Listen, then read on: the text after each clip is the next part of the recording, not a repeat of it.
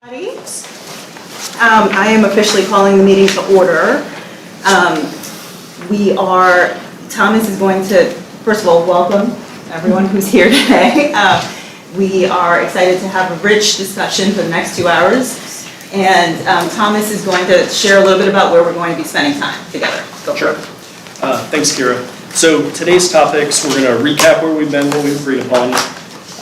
We went through the 3 grade simulations. There was a request from a work group member to have a subject matter expert come and talk to us about the growth model and all of those things. So we've got Chris Domoleski, the Associate Director for the Center for Assessment, who's going to talk to us about growth models. And I think that'll be a rich and vibrant discussion. He's really excited about all the Q&A that will happen throughout that. We'll talk about additional feedback and next steps around that. We'll talk high school, and we have a simulation of high school. We'll talk implementation timeline around high school because that is the most complex component of movement. And then we'll talk about next steps to adoption. So this is a slide that we've had for the last few meetings. About the purpose of accountability.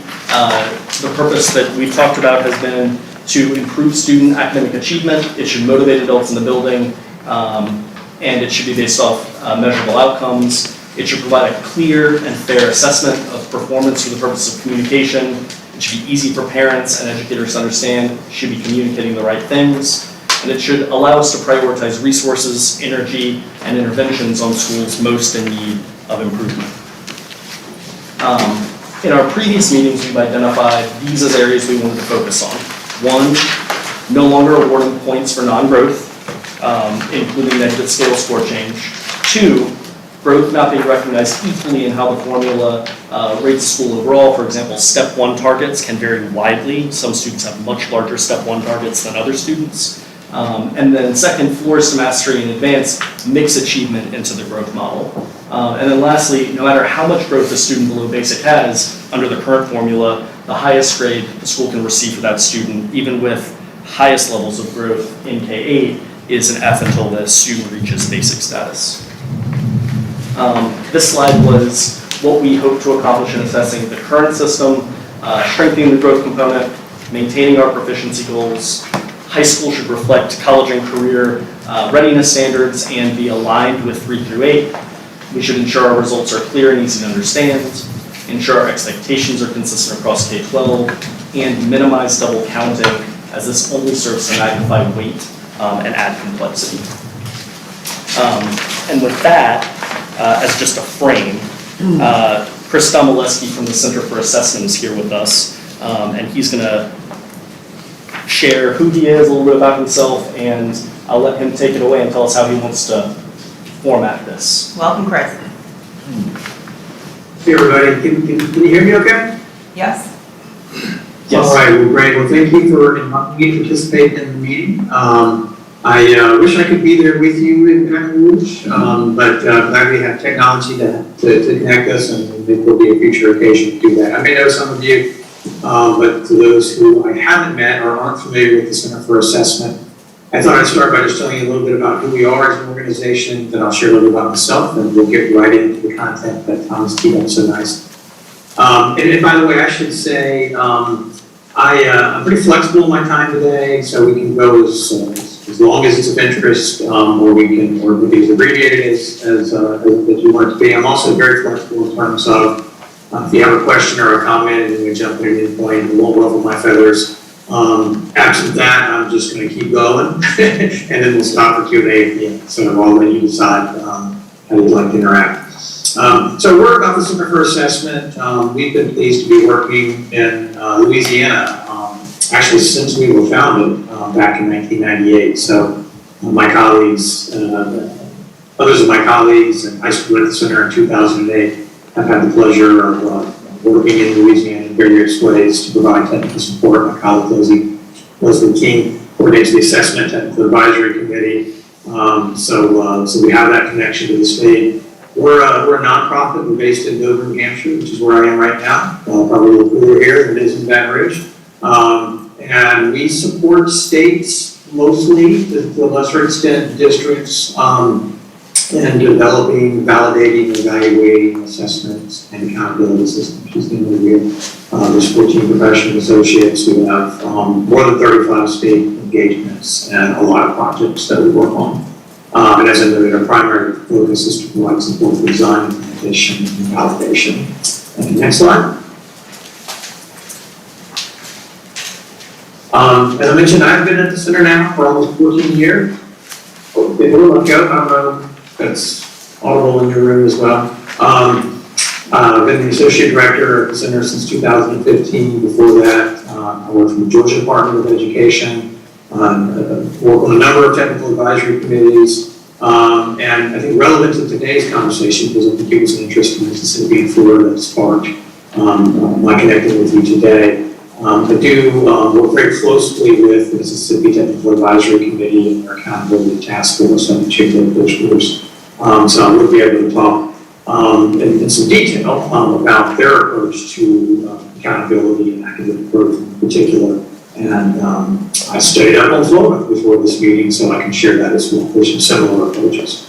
And I also work with the accountability systems and reporting of SCAS, State Collaborative for Assessment and Student Standards, through the Council of Chief State School Officers. So that brings together about, I think, roughly 43 states now that meet 3 times a year to learn about, discuss accountability innovations and practices very well. That's exciting. My grounding in accountability systems.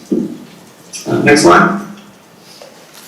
But I wanted to start by kind of stepping back and as we explore academic growth, a little the trajectory for my remarks this afternoon are talk about growth broadly, talk about some considerations for growth models, give you a sense for the landscape of how states are approaching academic growth, specifically with respect to their ESSA accountability systems.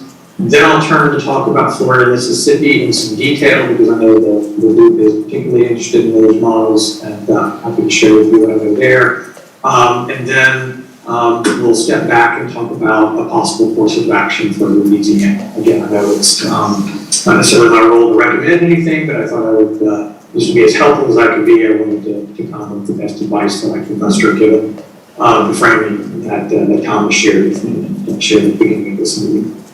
So I should start my remarks about growth models by saying there's just no gold standard for producing measures of academic growth. It's not something that you can just put in a catalog and say, give me the highest rated model. We'll use that at the state. It's really about selecting a model that fits the policy priorities, that fits the data systems, that fits some of the principal design attributes that the policymakers and stakeholders care most about. And again, we can explore any and all of those today to the extent that the group would like to dig a little deeper there. And also I just wanted to be very clear going in, and I'll put a finer point on it later, that no growth model can overcome limitations with the assessments on which they are based. So if there are issues with the measures insofar as they need to be too coarse or some kind of characteristics, then the best growth model, any growth model, won't be able to address that. Won't be able to overcome that. So, that's something that I think we'll have some space to talk a little bit more about today. The choice of the growth model alone doesn't determine the outcomes of the growth scores that will be produced. So there's a lot of additional factors, such as the metric on which it's based, the model specifications, the performance expectations, stated another way, the good enough growth criterion that's put on the model. So it kind of leads me to the last bullet here. I like to think of a growth model as a tool or a set of tools. And so how those tools are used with respect to being applied to a good plan in the hands of skilled builders with good materials, it's really what's going to produce the kinds of outcomes and characteristics that policymakers care about. Doesn't mean the growth model isn't important, but I just wanted to situate it in its broader context. Yeah, next slide, please. Chris, do you want to pause here and see if anybody has any questions? Happy to do it. I do.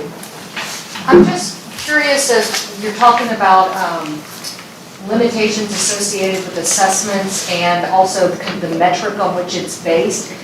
Have you given any thought to the way our LEAP test is structured so that like our students typically our raw scores are really low when they first come out and then we scale them?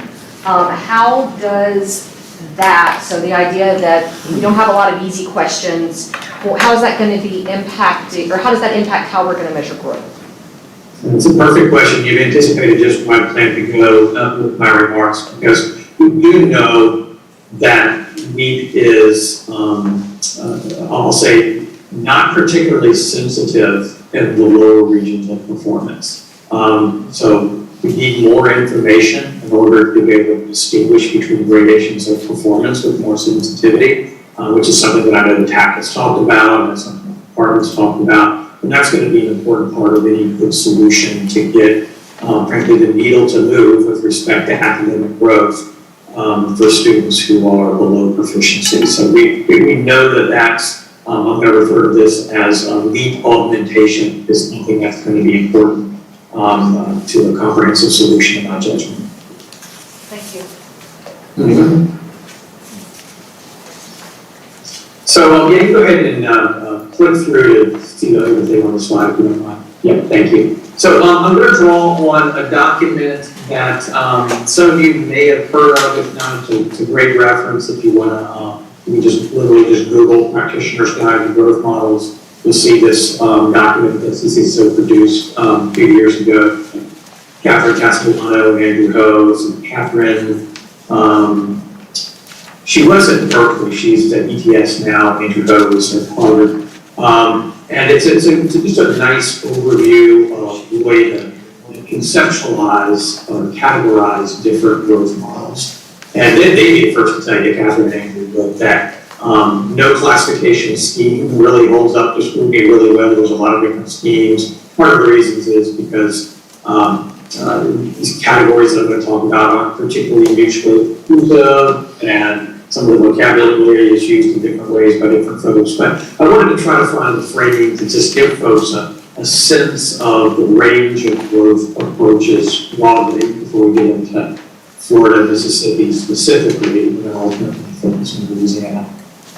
So the first row, gain score, trajectory, and categorical, those will be called game-based models, and I won't drill that in wholesale too long, so it's not to overwhelm you with information that may not be your primary interest. But these are a class of growth models based on score gains or trajectories. They run the gambit from changes in scale scores from year to year, changes in performance categories or subcategories, which is the transition table approach that Florida and Mississippi use, falls under those game-based models. There's some other approaches there. I would actually say the first piece of Louisiana current growth implementation before you get to the VEA, the growth to mastery piece with regard as a trajectory is almost a trajectory-based model. So that's the first broad category I'll introduce. The second category we'll call conditional status models, where scores are expressed in terms of expectations based on past scores. There's a few flavors of this. There are various residual gain models, projection models, student growth percentile models. Again, all of these work almost always with some regression-based procedure, and there's generally an expectation that is generated, and a deviation from that expectation is what's used in order to generate a growth score. Multivariate, which is where Louisiana currently resides, is also looking at a deviation from expectation, but the authors call it multivariate because it brings in additional elements to try to isolate the outcome of interest, which is most people generally regard these as value-added models. Again, some people will split hairs over those terms and say value-added is more the verb than the noun. It has to do more with the intent of the application than the covariates that are used. Again, that's a bit of a scheme of how growth models are conceptualized in a very prominent publication in our space. Next slide, please. Do we want to pause here and see if anybody has any So Chris, based on the different type of models here, I understand there's no silver bullet, but given the, let's say, characteristics of the student population in Louisiana right now, where 2/3 of the student population is below mastery, from your experience on the 11 different TACs, is there one particular model that seems to better incentivize growth for a student population like that? So incentivize is a more challenging word for you to unpack, because that speaks to what might drive behavior. Now, I could answer it in terms of empirically which models are better poised to disentangle degrees of differences, and I do think that having something that allows for finer grain gradations is a more promising approach. Again, assuming that the test is well suited to provide those degrees of difference as well. So are we talking about the difference between accuracy and incentive? Is that what we're talking about? No, those are talking about sensitivity or discrimination, meaning that the model can disentangle degrees of difference. So we're going to assume accuracy should be a technical characteristic across any good model, to reliable outcomes and repeated applications. But like I'll give an example to make my point a little better. So a categorical model where movement between categories is the unit of growth is going to be very coarse, as opposed to a residual gain or an SGP kind of model where it's set up to move the needle, just a smaller unit of payment that's detected. But when you consider, I'm struggling a little bit, when you consider one of the purposes of the accountability system to incentivize growth? Oh, absolutely, yeah. But what I was responding to is it's not immediately clear to me from an incentive standpoint how the model alone changes actions and behaviors in schools. Hopefully all of them have some influence. But if the question is which one does it better than another, I'm saying that's a different question there. Right. Okay, thank you.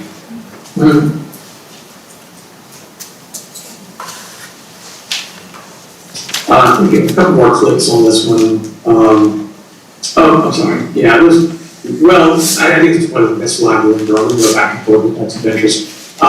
This is based on a document that the Data Quality Campaign put out in 2019. They did a pretty good overview of what states are using the growth model. Since they didn't have enough for the key and the graphic on one slide, let's just look at the key because that's got the information we're going to care about most. So the growth model that's in use most prominently is the student growth percentile approach. You see 23 states are using that. 12 states are using the value table. Here again, you can be forgiven for rolling your eyes at the different language that's being used. Value tables are also called transition tables, which is mostly what I'm going to, the term I'm going to use for this presentation, also called categorical model.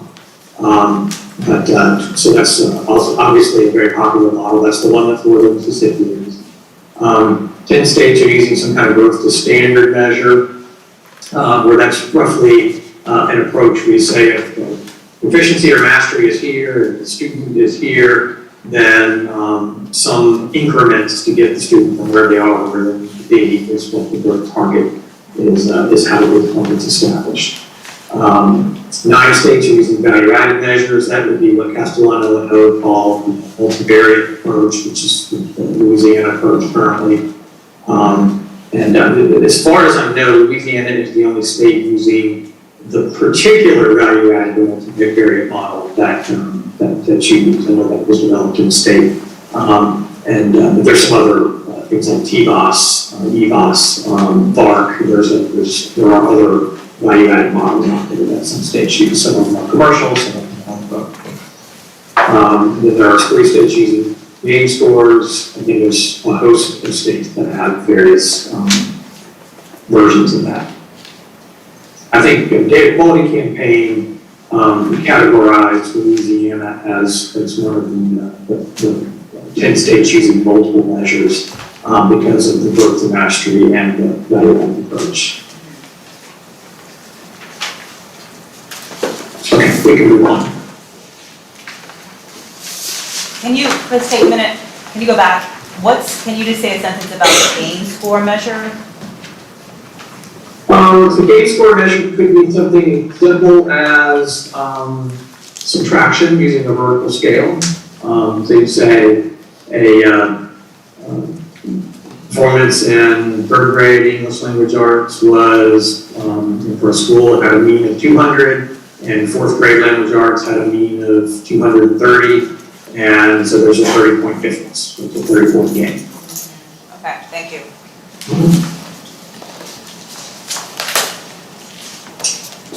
So let's talk about transition tape in Mississippi. And again, these are also, as I mentioned, called value tables, and it's worth lingering on that point for just a moment before I unpack Mississippi.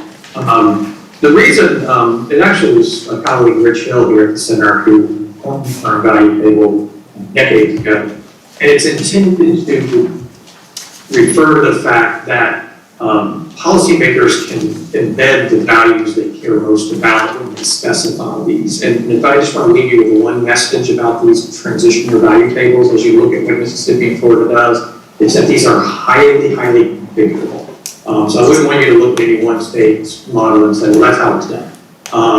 That's how they did it. And they can be configured, and that's one of the benefits, I think. They're highly flexible. They can be figured in a way that really reflects the values of the designers of the model. So you can award more points for growth of students who are below mastery if you value that more than growth for students who are above mastery, or any others of dozens of potential decisions we could talk about. So anyway, just to be clear that these are highly configurable. So here's what Mississippi has done. I can tell you Mississippi has changed over the years as they've heard from stakeholders and continue to fine-tune things. But you see they have 5 performance levels on their state tests, and they divided performance levels 1, 2, and 3 into sub-units. I think they just used the median value between those levels. And you can see that they're going to look in their model for steps and say if you move from 1A to 1B, you're going to get 1 point. If you move from 1A all the way to 3A, so that would be a student who is well below proficient, who moves into proficient, then that student's going to get 1.25 points. So I think that quarter is kind of a bonus point attribute of the model. They also, this was one of the more recent changes they made to the model over the last few years. It started awarding some additional increments for moving to higher levels of mastery. So if a student moves from 4 to 5, which is hard to do, so what they're trying to do there, the designer's intent, is to say, we don't want students who are doing well in language, we want to continue to help promote this idea that even high-achieving students should achieve at higher levels, and so we'll award additional quarter point. Students who stay proficient continue to just earn a point. So anyway, you can see how if you move 1 level, you get 1 point. You move 2, you get 1.25. Any lower level to level 5, 1.25. And if you stay at level 5, 1.25. Again, reasonable people probably talk about whether or not they specify it that way or another way, but that's the Mississippi approach. I'll stop here and see if there's any questions about that. Oh, and I should say, I didn't have a separate slide for it, but both Mississippi and Florida do this twice. They do this overall for the school, and then they do it for the lowest 25%. And it's done at the school level. So we'll say if there's 100 students at the school, then all 100 of those students will get a growth score. And because it's roughly 1, 0, obviously with 1.25, which is why I call that a bonus point thing. So it kind of have to be a percent. So it's kind of a percent of students meeting growth target in that way. And then they do it again for the 25, if there's 100 students at school, for the 25 students who scored the lowest on the year prior assessments. So the message being delivered to schools is, for those students at your school that have the most growth the most growth to attain, who perform the lowest at the school. We want to put a heavy focus on outcomes for those students. So there's a fair number of states that do something like that, that have a separate equity growth component in addition to the overall growth component. It's not necessarily something just associated with categorical models. Can you repeat the comment about the bottom 20, the treatment for the bottom 25%? So they calculate growth twice, once for all students, and once again for the students in the lowest 25% at that school. Okay, so could you give me an example using the visual aid on slide 14 for the Mississippi one that's displayed right now? Okay. Yeah. The only way I can think to describe it is to say, let's imagine you got a school with 100 students, and all 100 of the students are going to get some score. They're going to get either 1.1, 1.25, or 0. And they're going to aggregate all of those, and let's say they end up with a 50, which would be obviously get that a number of ways, but let's say you get that by having 50 students make growth, 50 they didn't. And then they're going to calculate it again for the 25 students out of those 100 that scored the lowest on the prior year assessment. So these are students who are furthest behind at the school. And again, I want to be clear, it's done at the school level. So every school is going to have a low 25. Even if that school is a high-flying school, and every student at that school is proficient, they're still going to say, who are our lowest 25 students at this school? We're going to calculate growth separately again for those 25 students. And we're going to add that growth score with the overall growth score and call that your school's growth score. I actually can't remember if they're both equally weighted, and the low 25 has a slightly different weight, but conceptually that's what's happened. So Chris, can you share what then is the value of the principle beneath that particular type of measure? Like, why do they do that? Why do they do that? I just couldn't hear the question, the background noise. What's the principle, what's the underlying principle that has led them to build the system that way, the particular measure that way, focused on the bottom quartile of students? Oh, okay, very clear. It's to motivate performance for students who have growth to do, right? They want teachers and leaders at that school to be really focused on the lowest performing students. Thank you.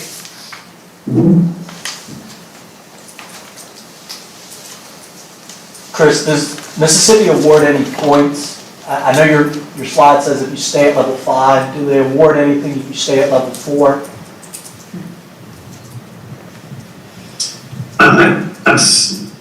I'm sorry, I was a little bit on you. They award point for all?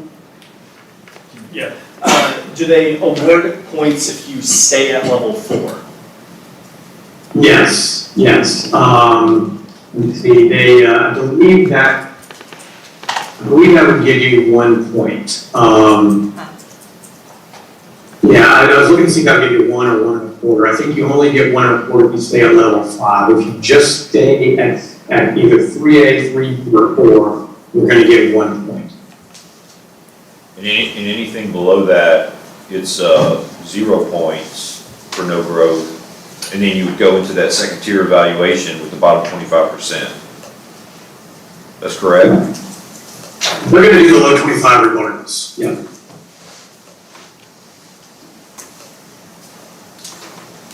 But Ronnie, I think if you're at 1A and you move to 1B, you would get a point, even if you're not getting to the proficiency level. Right, because you are. Because you are going up. So Right. you would still get something which is different than where we're at now, where I think Thomas said you get 0. Well, you go to step 2, what we You have get right it now. twice. Right. Well, Mississippi gets it twice. in Mississippi, you would get twice, because Yeah. assuming somebody at 1A is in the bottom 25%, you would get in this scenario, 2 points. Mississippi would give you 2 points, where here you would get basically 0. Well, here you would go to step 2. Or you would go step 2, yeah. And I think the other thing that you might be able to double click on, Chris, is in both the Florida and Mississippi models, they actually weight growth, the 2 growth components, higher than they weight the testing component.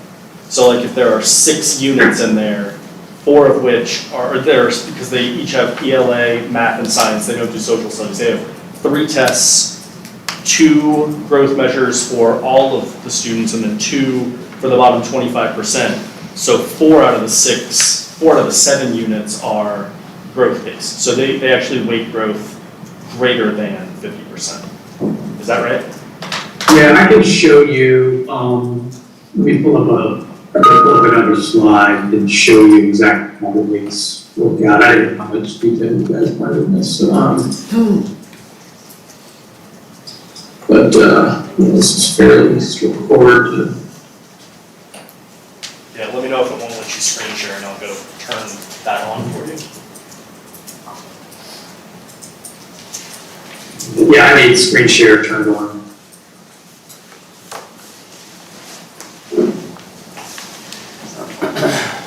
I think we should just stop sharing.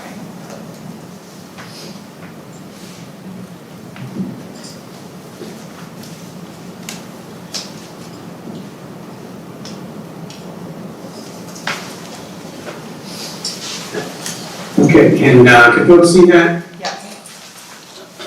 Oops. Let's go do this as opposed to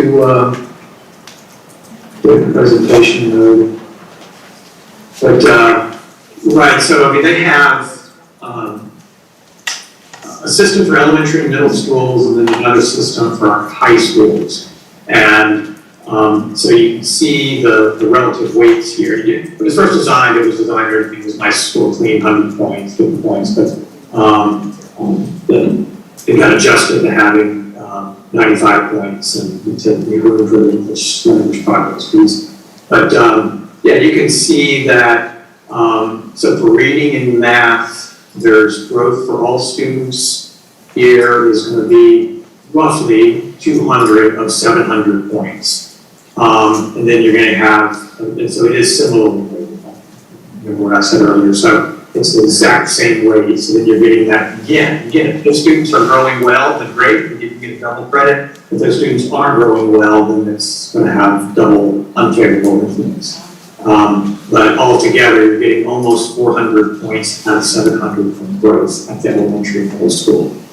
At the high school, the overall system, I think it's 1,000, and so you can see here, the growth shows up as 400 of 1,000. And so you've got all students, so it's 25, but then a lot of the additional weight in college comes from acceleration and college readiness. But it's not 400 of 1,000 because that 1,000 includes the cohort grad rate and all that. So as a comparison to the assessment, it's 400. It's a very similar rate because there's 3 subjects, right? Reading, math, and then science and social studies combined equal the other 2, and then you've got 400 underneath. So it's the same ratio. It's still more.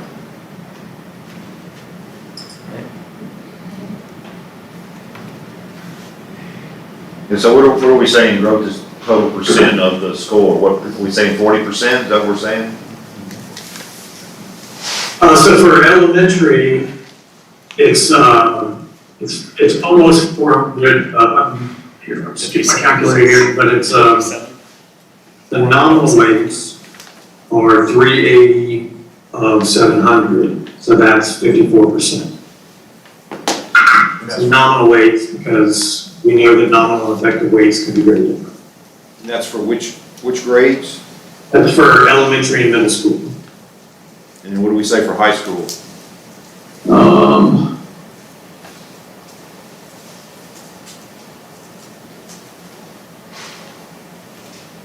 You got 38% in high school. And then on the previous slide, can you go back to the previous slide? So is the right interpretation here that reading and math count 3 times, science?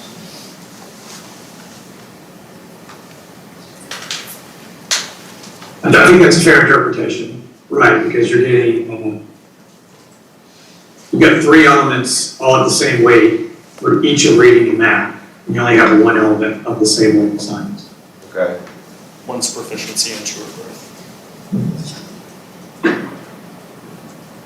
Did you say one's proficiency and two's growth?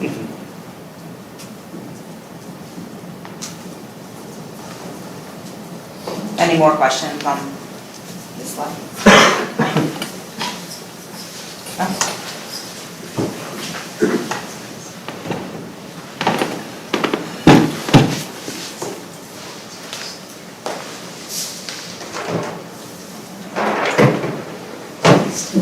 So that's Mississippi. Anything else on Mississippi? I mean, I would just love to open up the discussion very briefly on that. Does this raise any, what are your reactions to this when you see this model, Ronnie? Well, I think we all agree that it's in our best interest if we put more incentive on the bottom 25% or those below mastery. We want to move that population of students forward. And we want to put something in place that's going to incentivize growth for that group. This certainly takes that approach. Anybody see any glaring downsides of this model? I guess this is kind of a question, and it goes back to what Ronnie had asked before about what would motivate a state like Louisiana that has a large population of poorly performing students. And I think Chris said that the more granular approach would be better, and the coarser growth would be not as good. And this is a method that has different levels instead of, which seems coarse and not granular. And I want to know if I'm understanding that correctly. Is that the correct evaluation of this system, Mississippi system? I think, so I want to be careful with my words here, and not trying to be a politician, just trying to be accurate. In that, I'm not saying that any of these approaches are technically indefensible. They each do different things in different ways. But the way you frame that, sir, is exactly accurate. That it is, this is more coarse. So, in fact, I've got a slide later that says this, what I'm about to say, that it is true, one of the drawbacks of this model is that it's not as sensitive to growth as some other models. That you can have students that showing progress inside of 1A or inside of 1B, and if it doesn't cross a threshold, then it's not going to actually make a difference in the growth calculation. So it is more coarse, and that now people would argue the other side of that and say, well, it's more simple to understand, or it's more pegged to growth outcome we care about. So it's not for me to say which value is a higher value, but that's kind of what both opponents and proponents would say. Can you help me understand within each step on the diagram that's displayed, when we're looking at incremental growth within each step, if you're talking about a student that's entering 4th grade, they finish 4th grade, get promoted to 5th grade, and they're, let's call it near or at grade level, then I can follow the logic here. But what about a student that's 1 or 2 grade levels behind that 4th grader? They're not at the same starting point if you're going to measure incremental growth. So how do you take that into account? I mean, what I would say is if the student is well behind, then they're obviously going to get lower scale scores on the state test. And I think what I would want to do, like nutrition, is analyze the data to see if it's specified in a way that students have an opportunity to cross thresholds in region 1 and 2, similar rate to what you see in 3 and 4. So again, so that gets to the sensitivity of both the test and the metric. So that's, I mean, that would be something from a design principle I would care about if I'm putting together a growth model for each state. Another way, I'll say it another way. If you choose a transition table approach and we look at it and say, students with 1A almost never make it to 1B, only 1% of them from year to year do. You have to ask yourself, is this doing what we wanted to do in Louisiana? Is it sensitive enough? Okay, so let me ask my question a different way. Does this model address the concern that I raised? I don't know without doing those kinds of analyses.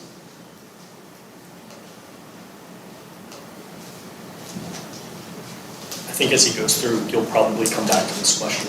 Okay. I'd certainly come back to the question. Anything else on Mississippi? So Florida, I've got a little less to say about Florida. The concept is very similar, even if it's implemented in somewhat different ways. They refer to growth as learning gains throughout all their literature. And you can see that they have also 5 levels on their assessment. They divide levels 1 and 2 into, well, level 1 is divided into 3 categories. So they are a little bit more complicated. You can think about it as 1A, 1B, and C if you like. And they have a level 2 that is just a low and a high. So that's similar to Mississippi. So it's an A and a B. And then levels 3, 4, and 5 are not subdivided, similar to, although Mississippi defines level 3 and 4 does not. And then you see here, and the reason I put an illustrative table, there's a little different table for different tests. I didn't want to put 20 tables in front of you for this presentation. So here's an example of one of the table. And it is, so you can see if you, similar to if you move one achievement level or one subcategory, then you're going to make your learning gains in Florida. You maintain level 3, and in this case, the same level 3 subcategory, or move from a lower to higher for the Florida State Assessment, then you get the growth, you make your learning gains, or if you maintain achievement level 3, 4, or 5. I believe that the references to FSA and FSAA are distinguishing between the general and the alternate assessment in Florida. So there's very similar rules. There's no, some of the differences here are there's not what I would call them bonus points for movement on the highest regions of the scale or for making bigger jumps that they had in Mississippi. And but they also, this kind of gets to what the last gentleman was asking about the granularity. They have created more granularity by dividing level 1 into 3 units instead of 2. And you might be thinking, well, why not divide it into 5 units or 10 units or however many units you like? And that certainly can be done as long as you've got the information in that region to do so and getting reliability in making those decisions, and you're not increasing the complexity to a degree that's considered too onerous for stakeholders.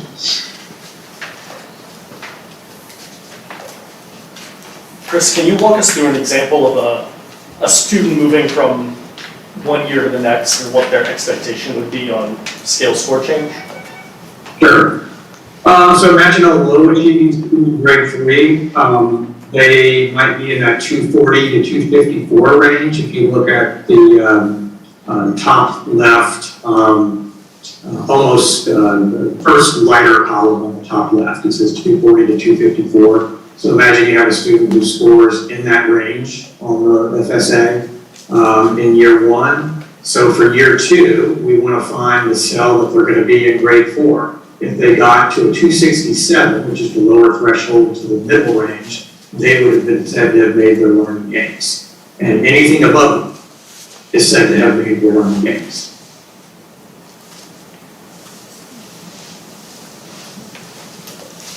I'll give you another example.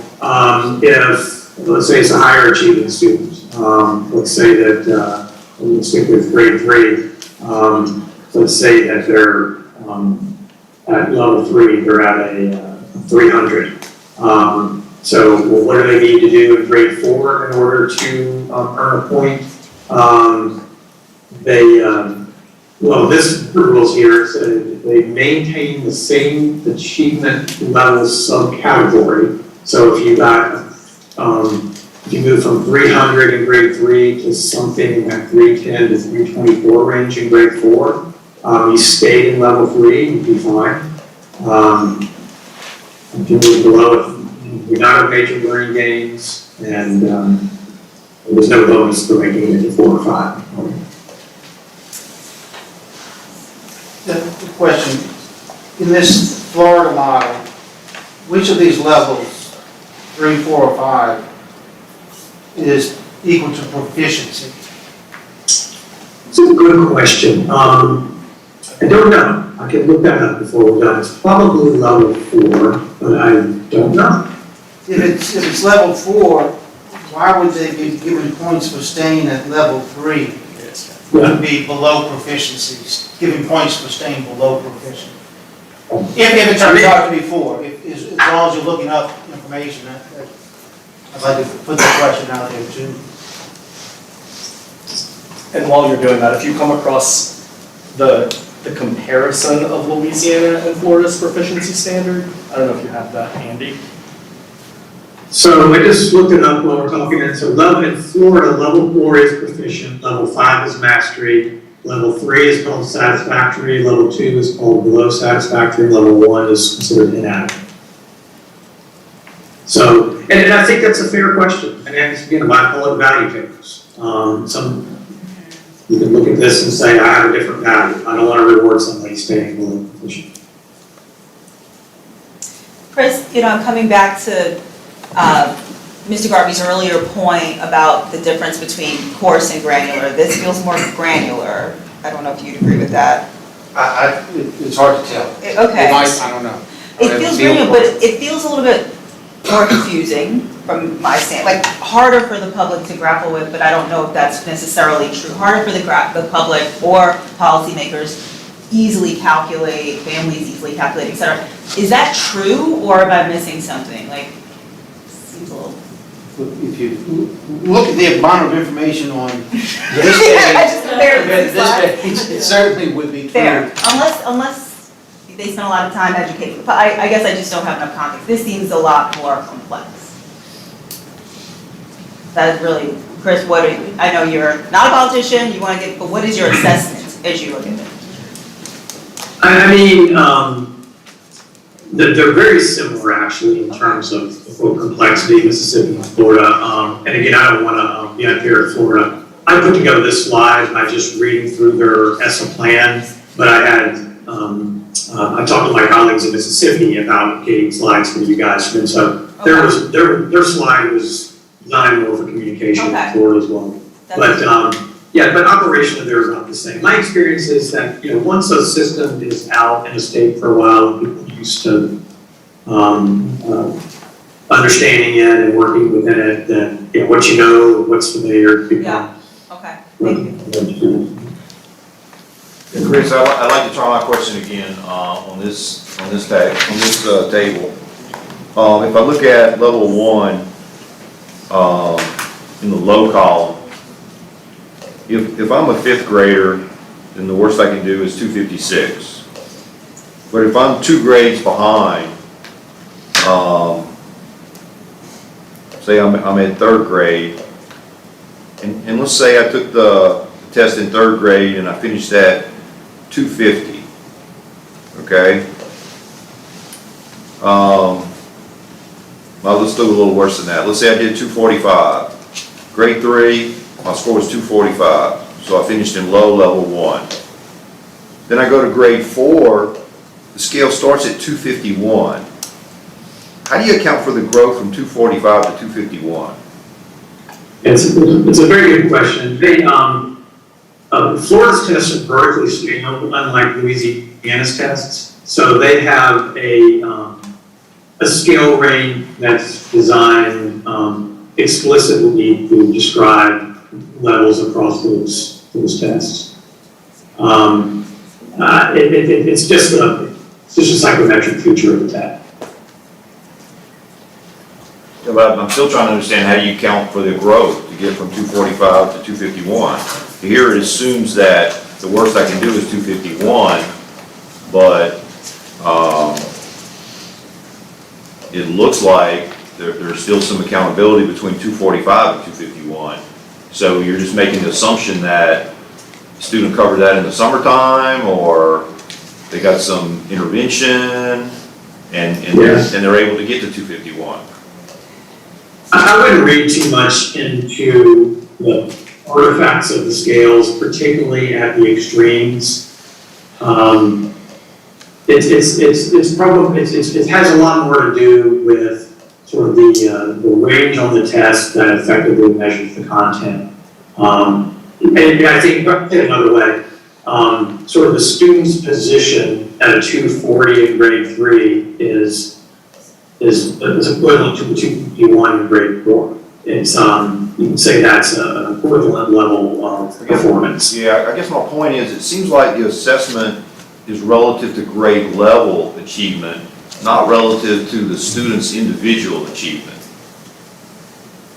Well, and of course, because all the tests we're talking about here are tests for EFSA, and they all have to be on grade level. So even if we're talking about a student who's off grade level taking a grade level test, then we're already talking about a situation where the test is going to be poorly suited to determine degrees of difference for that student. Okay, so bottom line is, it's not really measuring the student's actual incremental growth relative to their past performance. It's measuring their growth relative to the grade level scale, the grade level material. Yeah, I think we're saying the same thing. I'm agreeing with you that students off grade level who are encountering on grade level measures. Got it. It's be difficult for us to show sensitivity and differences in achievement. That is a true statement. Okay, that's what I was looking for. Thanks for the clarification.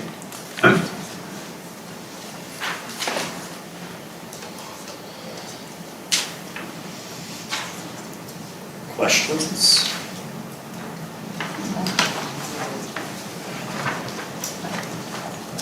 So we've talked about some of this, and we want to keep than put to light proponents of transition tables, models like Florida and Mississippi. They would say, well, there's clear targets for progress. Those can be informed by data or policy. So it's configurable in that way. And they're relatively straightforward to understand and implement relative to other models. So at least if you're having conversations about moving categories on a scale as opposed to residual gains or quantile regression, then most people regard this as more accessible. So those are the advantages. We've talked about some of the disadvantages or limitations, not sensitive to progress within categories. We know, based on evidence, that they're more closely related to status or proficiency compared to other models. I'll say that another way. If you ran a correlation between a transition table model and something like a value-added model of student growth percentile, and you were correlating prior year proficiency with current year growth scores, that'd be something that you would not want to be highly correlated. You want that to be a very flat relationship. You're going to find a higher correlation to the transition tables than you would to another growth model. The relative growth expectations may not be consistent across the scale, and that's a limitation of a lot of models, if I'm being honest. But it's particularly true with transition tables. So stated another way, kind of what it takes to go from 1A to 1B may be very different in terms of rigor than what it takes to say stay in level 3A. And so, if you're a school that serves students who are largely below proficient, you may say it's more difficult for us to get growth points than for a school that serves students who are above proficient. Again, there's both technical and policy ways to address that, but that's just another limitation I wanted to add to the conversation.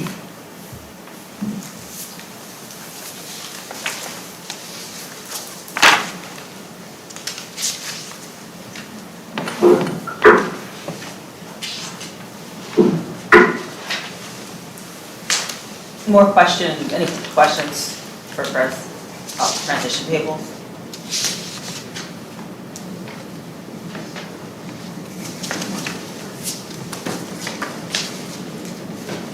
So I've just got a few more slides, I'm happy to finish up and then,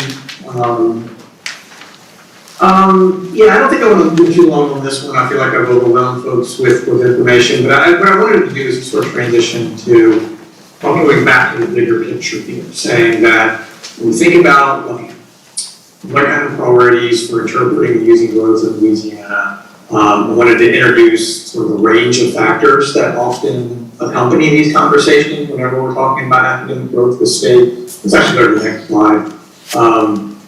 So there are technical considerations, some of which I've forecasted already, to what extent the model is sensitive to change, what groups are most important to detect, and how the model is fine-tuned to detect that. Is it resistant to floor or ceiling effects? That particularly has to do with the test on which it's based.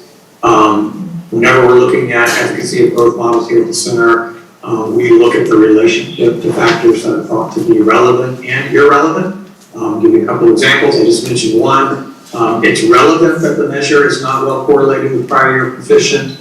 So we want to try to attenuate that relationship when it comes to something like, let's say, school supplies. If we are working with a growth model, we see that only small schools get large growth. That defies reasonable intuition. There's no reason why that should be the case. Or we see a lot of growth in fourth grade language arts, but not in fifth grade math. So if there are some differences in areas that they shouldn't pop up, that's something that we're concerned about. We want to explore factors that should be explicitly minimized or controlled, such as poverty. We want to look at whether or not the model is stable or reliable, both across schools or units within the year, across years. And next slide. Chris, I think the first bullet under technical is what Mr. Morris was clicking in a little while ago. This question of to what extent is the model sensitive to changes and what groups or conditions are most important to detect? And then the example you give is his question. How important is it to detect progress for very low performing students? Is that fair? Spot on. Can we double click in there? Yeah, and so as I mentioned, there's two things we care about. We want to test it sensitive enough to show those differences, and we want a model that's granular enough to pick up on those differences when they exist. And so from a testing perspective, again, I'm going to get too technical, folks. We want to look at the information function on the assessments. From a growth perspective, we want to look at the design characteristics, and frankly, we want to run a series of analyses to see with both real and simulated data to see if it's picking up on growth when it exists. So an example of that, for example, we did a lot of this work in Illinois when they were looking at selecting a growth model a few years ago. We took schools across different quartiles for units like students with disabilities, students with real English learners, students who receive free reduced price lunch. It won't surprise people, but if there are pronounced differences or those differences show up in different magnitudes across different growth models, that might be one reason why a policymaker or a technician would select one model versus another. And based off what you know about the LEAP 2025 assessment, what do you think about the first bullet for students that are low performing? Yeah, I think we know we've got work to do to augment the assessment. It's not particularly sensitive at the lowest levels. So the no growth model is going to fix that. No growth model alone is going to fix that. And just so that I can hammer in on that, that's because we really are not doing a good job of measuring what kids who are approaching basic and unsatisfactory and even basic really know. And that's because we just don't have enough questions that are able to capture low levels of knowledge. Is that correct? That's correct. We need more content in that part of the test. We absolutely do. What's the difference if one of our objectives is to keep the model or make the model as simple and transparent as possible? So in that thought, what's the difference between having a two-step process where you evaluate the bottom 25% twice to add additional weight versus just scaling from farthest away to mastery with a heavier weight, just using one step, so that you're putting more weight on the bottom end? Does that make sense? It does, and I mean, I think it's one or two ways to answer, one of which I don't qualify to answer. So there's both a technical way to answer it, which is to say, which approach is likely to better disentangle performance among schools that are showing increments of growth. And I think there are a set of analyses that we can apply to look at that. I don't know what the answer is, but I know I know the evidence I want to see to pursue that. The other is really to do with the perspectives of the beholder and the stakeholder. And, that one I don't feel is qualified to answer. Well, but from a technical approach with regard to the outcome, would I expect to get similar results using the same approach if one is simpler than the other? Yeah, that's what I say. I don't know. I think I want to see some analyses before I weigh in on that. I couldn't speculate, so not with confidence.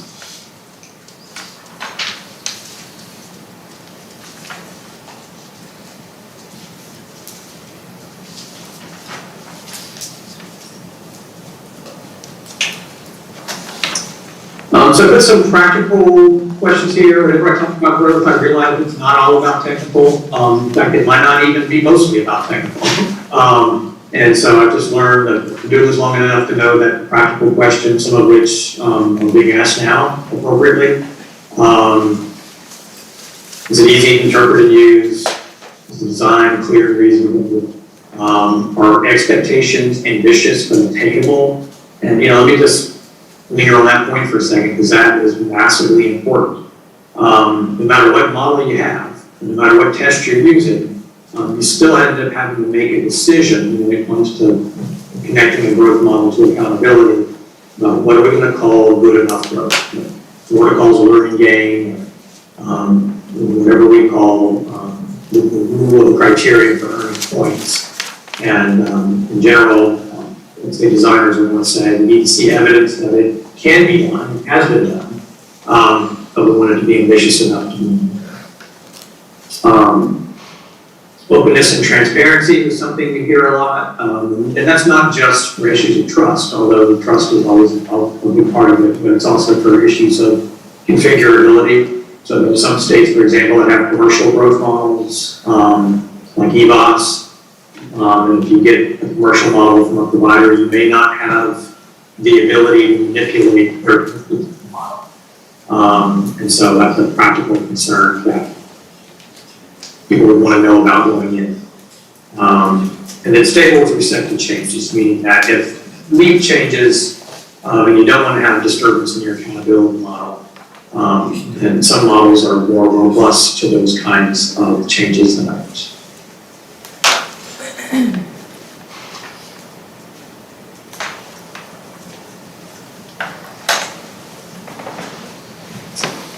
I ended with just some thoughts or advice about how to move forward, and again, folks may disagree with me. I want to sort of be as helpful as possible and share my perspectives here. We've talked about this a few times, but here it's in the slide. I actually think the first thing that has to be done to get at some of the important questions that this group is asking is address assessment features necessary to ensure the model works as intended. What I'm worried about is if we go forward and we look at changing the growth model or something else, that if the assessment isn't augmented in ways we've talked about, we're just not going to get where we need to get. So I wanted to be clear about that. so bolstering the sensitivity of the test in the lower region. The second potential step would be to examine specifications in the current growth model. I want to go on record saying Louisiana has a very appropriate and defensible growth model, which is sort of nothing quote wrong about the model that's currently in use. So if one course of action that is workable is saying, well, can we address some of the questions and keep the growth model in place, such as looking at those conditioning factors, looking at whether those growth expectations are set at the right level. So by conditioning factors, I mean things like mobility, poverty, and things that are used to determine estimates of growth required. And by growth expectations, I mean those categories. So the sort of regions, if you're in this percentile range, you get this outcome and so forth. I would study the impact of potential changes because I'm a psychometrician. I like to base decisions on data. So if you're changing the assessment, changing the growth model specifications, I want to look at how it's playing out in terms of reliability, in terms of accuracy, in terms of relationship with factors that we care about. I think my last slide anticipates what a timeline for that could look like. And so this is the most ambitious timeline I could imagine, would be immediately making those investments to augment the sensitivity of the assessment. You've got administrations now in 23 and 24 in order to get those scores in the queue that on which to do analyses. I would position the department in the summer or fall of 24 to do some of those evaluation, make decisions, specifications, evaluations, or to change the growth model. That's if you don't like my suggestion that tinkering with the current growth model will get you there, and if there are features of other growth models, then but I'm saying we will have the materials or the data available at that point to truly see what the impact would be, and then an implementation could occur by fall 25. So those are all the prepared remarks. I'm happy to stick around as long as it's interesting to the group and answer any additional questions. So Chris, there's been a lot of discussion, or I guess all discussion about the growth component of the accountability system. And appreciate your comment and your feedback to our questions on those topics. I was curious, are you also the subject matter expert in other areas of the accountability system, or just the growth component? I'm happy to participate in the discussion. I don't think I have deep expertise in all of the Louisiana model, but I'm happy to share my advice if it's of interest. Okay. Well, I was interested in, in conversations that you had with the 11 groups that you're engaged with regard to attendance, and if there's any consideration for attendance as part of the accountability system, and if so, what that experience has been. Separate component to the accountability? That's right. So for example, I saw that the truancy rate in Detroit right now is 59%. So if I'm in Detroit and I want to incentivize attendance, is there any past experience using the accountability system to incentivize improvement in that area, or not? So most states, I think we're north of 30, maybe even more states have chronic absenteeism in their model. So it is very common for states to have chronic absenteeism. It's less common to have attendance alone. Like, I'm not sure how many states have just attendance, mostly because the metric is just really not variable. Attendance rate is kind of squished between a small range. So if you just put attendance rate in a model, it's mostly going to have a constant, unless you do some real tinkering with the scale. But chronic absenteeism is very common. There's a lot of groups that speak about their relationship with performance, and like groups like Attendance Works that have got some published research in that area. So I think it's a solid choice. I say my experience is that it's not typically a heavily influenced area of the model, but I think having some representation of attendance is both common and there's research based to support it. When you say not heavily, you mean it's a small weight? Right. Right. That's Yes. right. Yeah, so appreciate that feedback. So based on those conversations that you had and that experience, is there any way you could share, a couple of examples? I'd like to get a better feel for what knobs schools actually have. If you're gonna hold them accountable, what actual knobs do they have that they could turn, to incentivize attendance or better manage attendance? You have any experience with that? Are you saying? Do you mean in terms of the extent to which the schools can influence attendance? Right. Are you saying in the formula one? I'm just curious. No, I'm just, That I would feel called upon to opine about. Okay. I didn't hear what you said. You wouldn't Said feel it feel qualified to qualified. opine. Oh, okay. But no, Because it's you a were saying good outside the formula, you're saying in general, how do Yes. schools address that? Yeah, so if you were to, let's say we were to add a component of the formula that would provide some accountability for attendance, Yeah. so my question is, okay, is that gonna incentivize better attendance, Right. which is gonna result in better grades, right? Yeah. But if you're gonna do that, you're making an assumption that there's some knobs the schools can turn, To address that. to address that, Okay. right? We're gonna have pizza parties on Fridays for good attendance, or, what are we gonna do? They have to have something, some measure they can do, To right? work towards it. Right. I understand. Chris, I've got one question.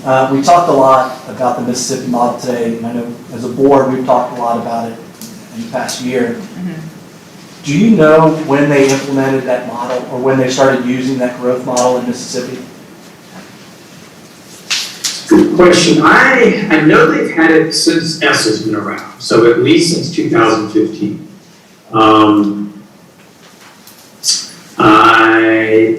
I honestly can't remember pre-S. Okay, and the reason why I'm asking is because part of that conversation about Mississippi is how they've improved so much. And I was just wondering if there was a correlation or if the timeframes of when they started improving lined up with when they implemented this plan. So to see if it was one of the tools or if it was just kind of a byproduct of some of the other changes they made in their education system. I think Superintendent Bryant has been pretty laser focused on high expectations and consistency in the state. And so I think if she were listening to this conversation, she would probably bring that up as important elements in her vision for improving outcomes for students in Mississippi. So are you saying that you don't know, or growth models, like a growth model's not going to do that, or a growth model could do that? Right, so we're having, it's something of a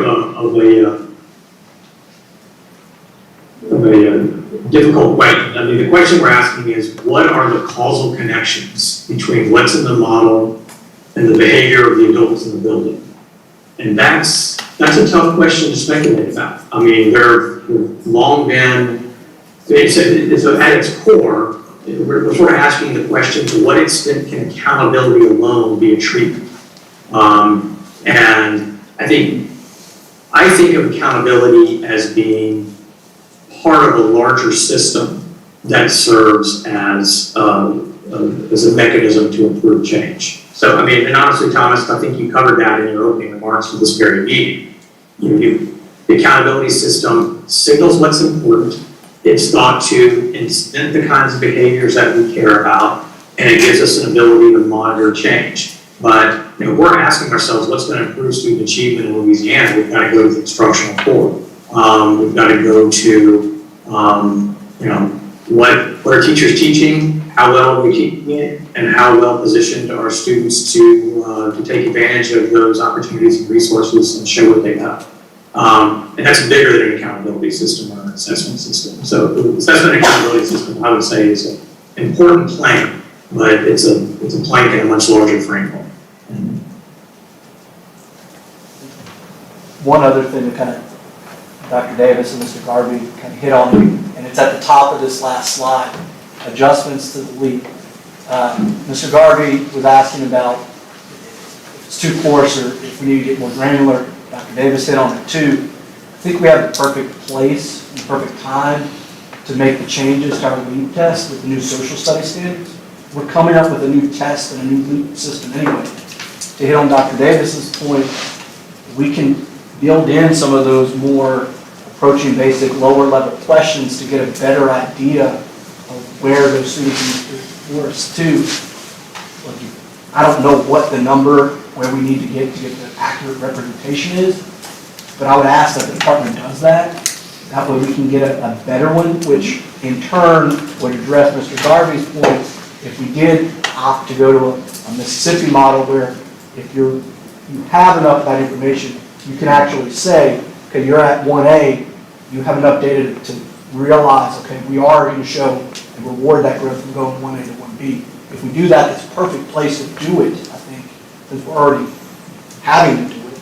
And then we can expand it out to our other areas on the test. So I would ask, as we're looking at it, we can take that into consideration. We've already started these conversations with the TAC and the center around this adding questions, so not just social studies to the ELA and the math. The like social studies just seemed like a logical, entry. since we're doing it anyway, where we have to do it.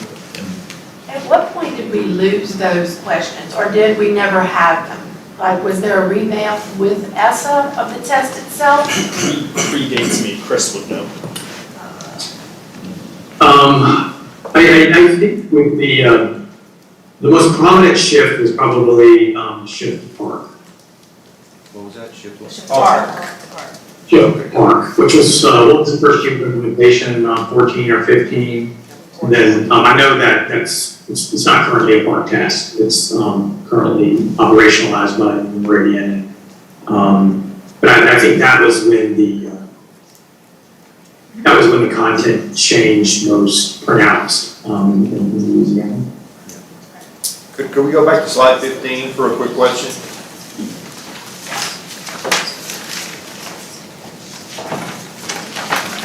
So if we implemented the change that Mr. Melvin spoke to in the content of the test was, let's say, more comprehensive and was testing material, I'll say a little below grade level for those where that sensitivity exists, then if we're at level 1 in the low column, it's currently 251 to 266. If we made the recommended changes, then how would that range change? Or would it? Of course, we're going to have to order numbers here, but I'm just trying to understand the concept. right. In fact, I don't want to get lost on the side road here, but I think all of this can be done without changing the scale of the test. Okay. And it just means that It's condensed. we should now, we're working with the same scale and maybe even similar scale units, but we're actually seeing movement across ranges in ways that we weren't seeing before, or if we're seeing it before, it was just noise. Now we're getting a signal. Right, so same range, more granularity. Right. Okay, got it. Thank you. Do you build the tests at the same time? Like, don't you have them on an alternating schedule, like social studies is built this year, ELA the next? I mean, don't you rotate them? We're constantly building new items. Is that right, Chris? I don't think you heard me, Thomas. I saw him nod. We're constantly building new items and refreshing items. Because if you get behind, you can't field test and you're in trouble. Yes, to go one step further with the issue that we talked about with park and removing the you might call the lower level questions from our test. What was the reason for doing that? We said that's when we did it. There must have been some thought about why we should do that. Do we know why we did that? I would let Chris start, and then I'm happy to jump in after him. But I think it was part of a general shift across the country for elevating rigor on the assessment and assessing deeper levels of cognitive complexity. Those were, higher cognitive complexity, higher order thinking skills. These were the policy targets of that time. And, and to be fair, state tests across the country are designed to maximize precision for classifications in general and for proficiency in particular. And so I think at the time it just represented a policy shift to get at higher levels of complexity, amp up the rigor, but keep the classification accuracy, particularly at proficient mastery, very precise. And because tests can't be, they're already, most people think they're already too long. In order to give all of that and keep the sensitivity across the full range, it would require even longer testing than we have. And that would coincide with when we move from basic as proficient to mastery as our proficiency standard.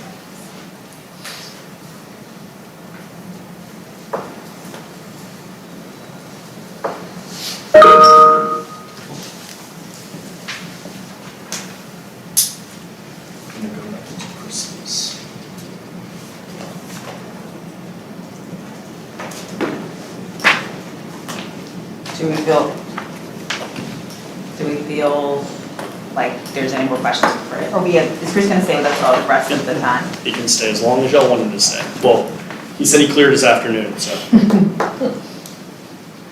Any more questions for Chris before we kind of? So I think next, I'm assuming Thomas, based on what looks like the handout, we're gonna start looking at the Louisiana model. We're starting at high school. We're starting with high school. Okay, but the high school Louisiana model, right? Yes. So has he seen this? So I'm interested in he's commented on Florida, he's commented on Mississippi. I'd be interested in his comments on what we're talking about for Louisiana. He can talk through the Louisiana model and his thoughts on that. He and I talked briefly about this, and his perspective on it is that it's course. So they don't have a perspective on specific ones, but this one is a very coarse one. But Chris, I'd let you jump in. Yeah, Thomas, can you bring me up to speed? Are we talking about The growth model, the scale score change growth model. okay, the one we talked about late last week? Yeah. Yeah, I think the feedback that, conceptually, there's sort of nothing that's inherently flawed about it. The questions that I said I would prioritize to pursue it would be, yes, to look at the sensitivity, and which I heard Thomas address, and look at the sort of coherence of the targets to make sure that we don't have like high rigor for certain regions of the scale and low rigor for other regions of the scale. So these were areas that we talked about would be important to pursue if that's the model that the state wants to look into. It's also important to acknowledge that Louisiana doesn't have a vertical scale, so we'll need to figure out how to work that into the current scale as well. I think that's wouldn't be the first challenge, but it needs to be on the list as well. What does that mean, Louisiana doesn't have a vertical scale? Does that have to do with value added? A vertical scale is a single scale that describes performance across all grades. So they're independently scaled, which means that describing a relationship across grades in scale score units isn't sort of a built-in interpretation of the tests. Can you give me an example? So like Mississippi has vertically scaled tests, and their third grade tests all have values that are in the 300s, and the fourth grade tests all have values in the 400s, and so forth and so on. With Louisiana, it had a similar scale across all grades, and they're not equated, what's called vertically, they're equated horizontally, meaning year to year. The third grade test in 2022 is of similar difficulty than the one in 21, but there's not a known relationship between, say, the third grade test and fourth grade test. So that's partially why looking at the rigor of performance expectations across all units of the scale becomes an important part of pursuing a solution that's going to work well. So I'm almost there. If you could help me better understand the added value for having the vertical scale. So the vertical scale theoretically means that we can describe units of change from one grade to the next in similar terms. Okay. So How my progress compared in third grade relative to how my progress compared in fourth grade?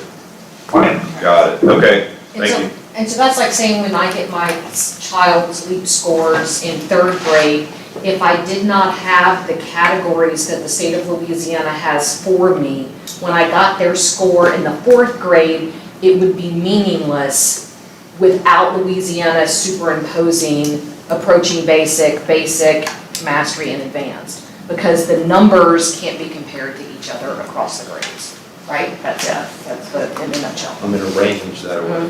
Yep, okay.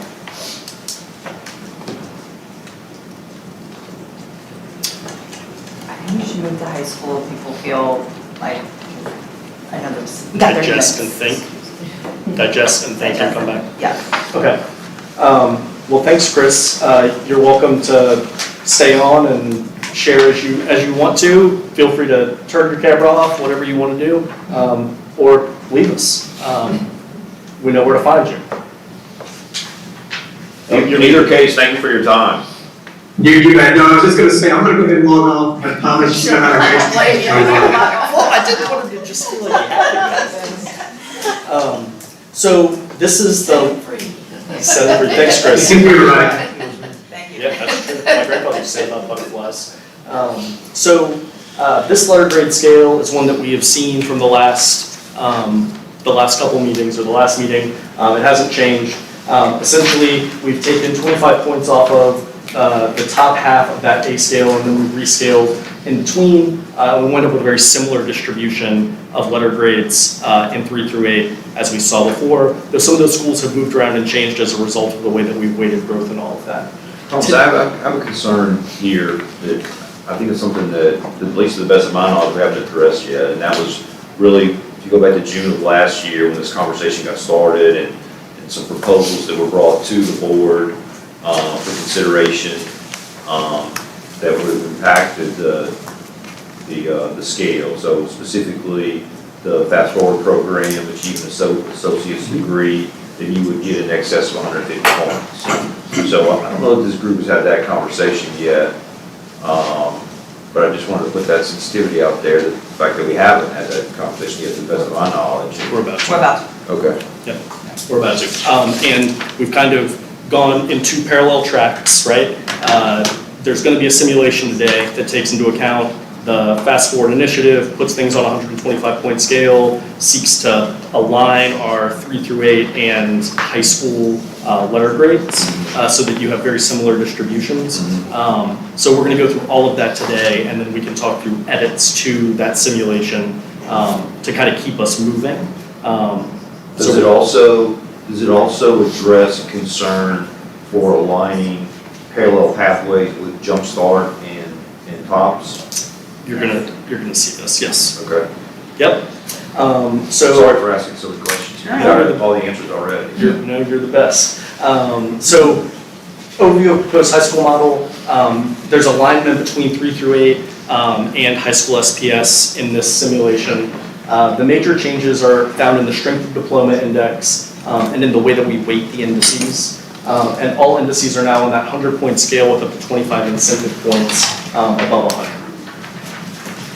Minor changes, and I put those in quotes because some of them are pretty significant, but they're pretty simple and straightforward to explain. ACT removes the work keys for non-TOPS university students. 4-year cohort graduation rates are on a 100-point scale instead of that 150-point scale. And the growth on EOCs uses the same methodology as 3 through 8. So if we make changes to what we talked about with the elementary school, high school growth methodology, it would result in the scores kind of moving together because the scores are actually pretty similar. So we'll start with formula weights. The 60% of them are our academic achievement indicators that are required. 20% are assessment-based for EOCs. 20% are growth index. 20% is our graduation rate index. And then we have 40% that are the interest and opportunities index, which the board approved last year, the ACT index at 15%, and the strength of diploma at 20%. So in the 3 through 8 model, this is going to be a little bit on growth, so we can just get some values and talk through. The 3 through 8 model varied the rate of growth a bit, so between 25 and 45%. In high school, there's a very small proportion of the overall formula that is actually based on growth. 12.5% of that formula is based on growth. One of the things that we are going to do in this model is increase the rigor and expectation of what a young person should get when they complete high school. So is it enough in 2 indices is it enough for a student to earn a diploma to get 100 points in 2 indices to earn an A? And that is something that individually I've had conversations with folks and with the stated goals around getting our scores in alignment and kind of decreasing the amount of A and B high schools to a rate that is closer to our 3 through 8s if it's appropriate. One of the ways to do that is through the strength of diploma, and you're going to see that in a second. But if we're going to do that, we need to make sure, from my perspective, that we come up with a way to reward schools when they graduate students who are unlikely to graduate, students who the data would tell us that they are very unlikely to graduate coming into high school. And we're going to talk through that in a second. One example of a group that might be less likely to graduate are students who exit 8th grade far below proficiency, so below basic on ELA and math. And I'm going to show you some data in a second on this group. Another group is English language learners. The question becomes, if some high schools are doing a better job of growing these students, helping them graduate, should the formula differentiate and reward schools doing exceptional work? We'll grapple with that in a second, unless folks have immediate thoughts.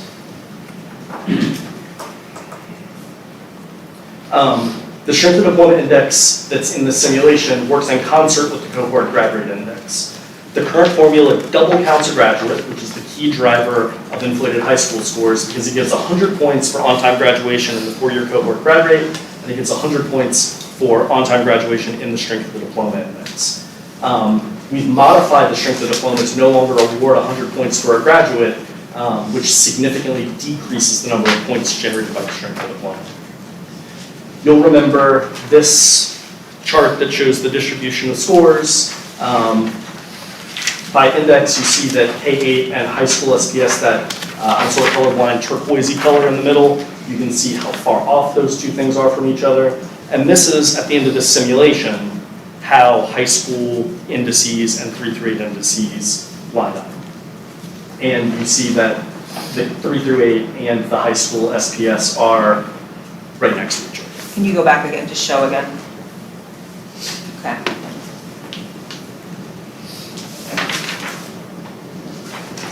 This was, as I understood it, one of the stated goals of the work group, to bring 3 through 8 in high school into alignment with one another.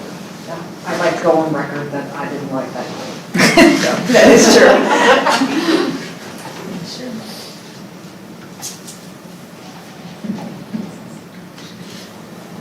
Okay. This is, without changing the letter grade scale, without changing any of the things from the 3 through 8 simulation, this is the distribution of letter grades for elementary school and high school. You note that they are spot on next to each other. You have something that compares to the previous or the current? I do not have it handy. Okay. The 3 through 8 is a very similar distribution to previously, and you'll remember that the high schools were 70% A and B from previous meetings. But I can get that for you. That's okay. So then the question is, how did this happen? Yes. It happened through an updated index that provides meaningful differentiation, increased expectations, and builds off the June proposal, and is also aligned with the new scale. So we'll start all the way at 0. If a student graduates but doesn't fall into one of the categories we're going to talk through in the Strength of Diploma Index, the school will earn 0 points in that Strength of Diploma Index because they are earning 100 in the graduation index. If a student graduates, they pass an AP IB course and take the exam, or they earn 6 dual enrollment credits with a C+ or a basic jumpstart credential, they would earn 50 points. So that's an or in there, it's an or statement, That's an or statement. with the comma is an or, right? All of these will be or statements, yes, sir. The next one up would be 75 for a top score line passing on the exam, AP, IB, or CLEP, 9 dual enrollment credits with a C+. The next up would be 100 for passing 2 of those exams, or 12 dual enrollment credits with a C+ that are top score aligned. And then when you get to the 125 points, we grappled with this question, right, of the rigor of different types of coursework. And one thing that we looked at was you have these fast forward aligned associate's degrees, and then you have different types of awards that AP gives out, that different programs give out. And for example, the AP Scholar Award is when a student earns 3 or better on the AP exam. So what we sought to do was say an associate's degree, a school that's doing a really rigorous, really high quality AP program, or the advanced level 3 or 4, which came from that Fast Forward initiative from June, or a Fast Forward aligned full apprenticeship would get you full credit, or 125. The full credit for getting that young person a good advanced credential at 100, and then 25 incentive points for really exceeding that. What if I have earned equivalent college hours, college credit hours, but they're not focused enough towards a associate's degree, but it's an equivalent number of hours? Because I haven't figured out yet in 12th grade what I want to do for the rest of my life. One of the elements of the June proposal, I believe, was that it was going to be fast forward aligned to ensure that the associate's degree that the student was working toward was one that was going to be recognized by industry. I think that is a place where we could discuss and think through, but I believe that was a design feature of the June proposal. Okay, so bottom line, with what we have up here, if I've got equivalent number of college credits, but I don't have the associate's degree, how many points do I get? You would fall into the 100-point range. Because of the dual enrollment credits?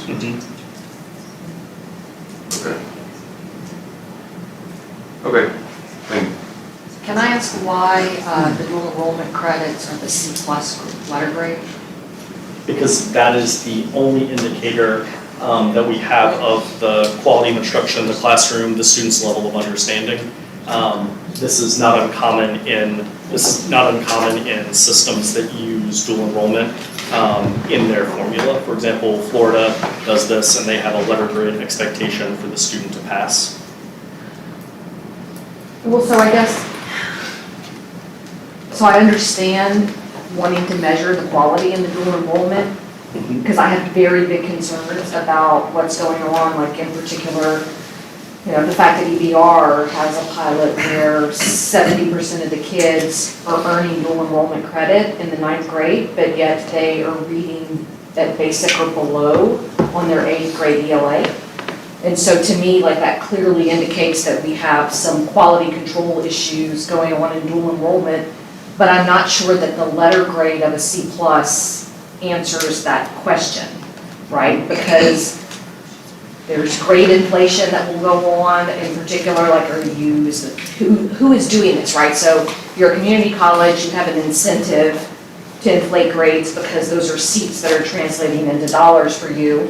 If you're the teacher in the classroom doing the dual enrollment model itself, there can be an incentive for grade inflation for your school's accountability score. So I guess I'm worried about what's going on in dual enrollment, but I'm not convinced that this is the right solution. You know, it's a great question. The current model doesn't reward dual enrollment at all. It uses the CLEP exam instead. For that reason. For a reason very similar to that. You could think about a lot of different ways to do this. You could say that in order to earn the dual enrollment credits to the accountability formula, the student has to have a certain ACT score, which would reflect the student's preparation and readiness for that. That is another way to do this. This C idea comes from other states, but also reflects this value of like not mixing the indices, which to me just increases the weight of it. But I also am a firm believer in like a third-party non-biased assessment to tell you whether or not the student got what the accountability formula was trying to incent. Sorry. Ponder this and probably have a conversation. I welcome it. What other thoughts and reflections do people have here? This was the criteria that was used to get these results in the table? Yes, sir. Okay.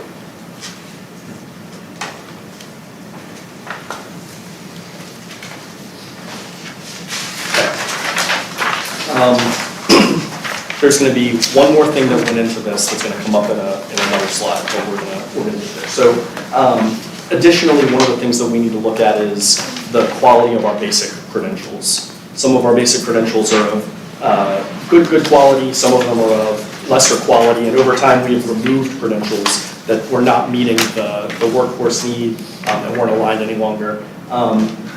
We need to, yes, sir. When you say high quality, low quality, measured by what?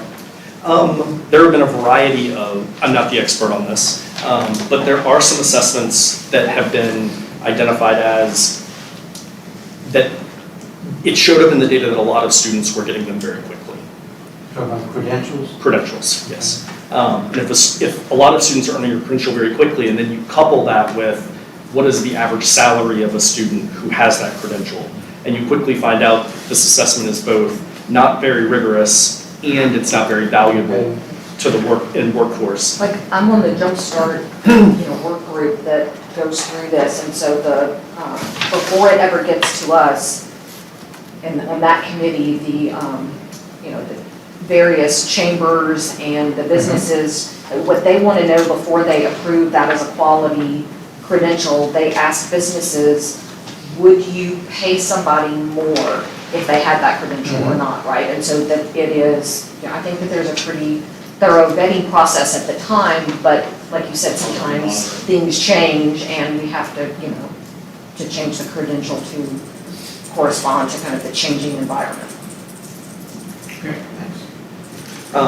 So we need to explore that, we need to make that commitment and do that. If we're going to incentivize the basic credentials in a real way in the formula, then we should make sure that they are the credentials that we think are worth 50 points in the formula.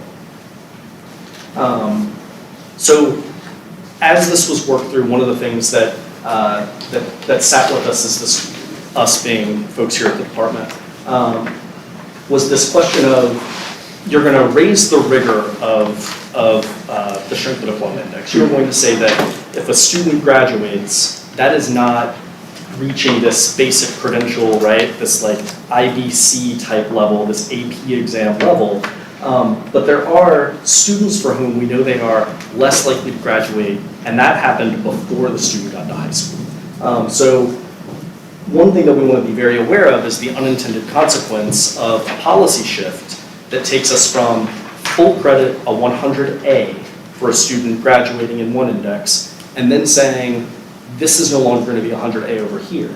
So now you have less credit for that student, and making sure that we are rewarding schools that are actually doing the work to help that young person graduate. So we're going to go through some data real quick that I think helps illustrate this point. So students who score below basic in 8th grade, ELA and math, are much less likely to graduate from high school.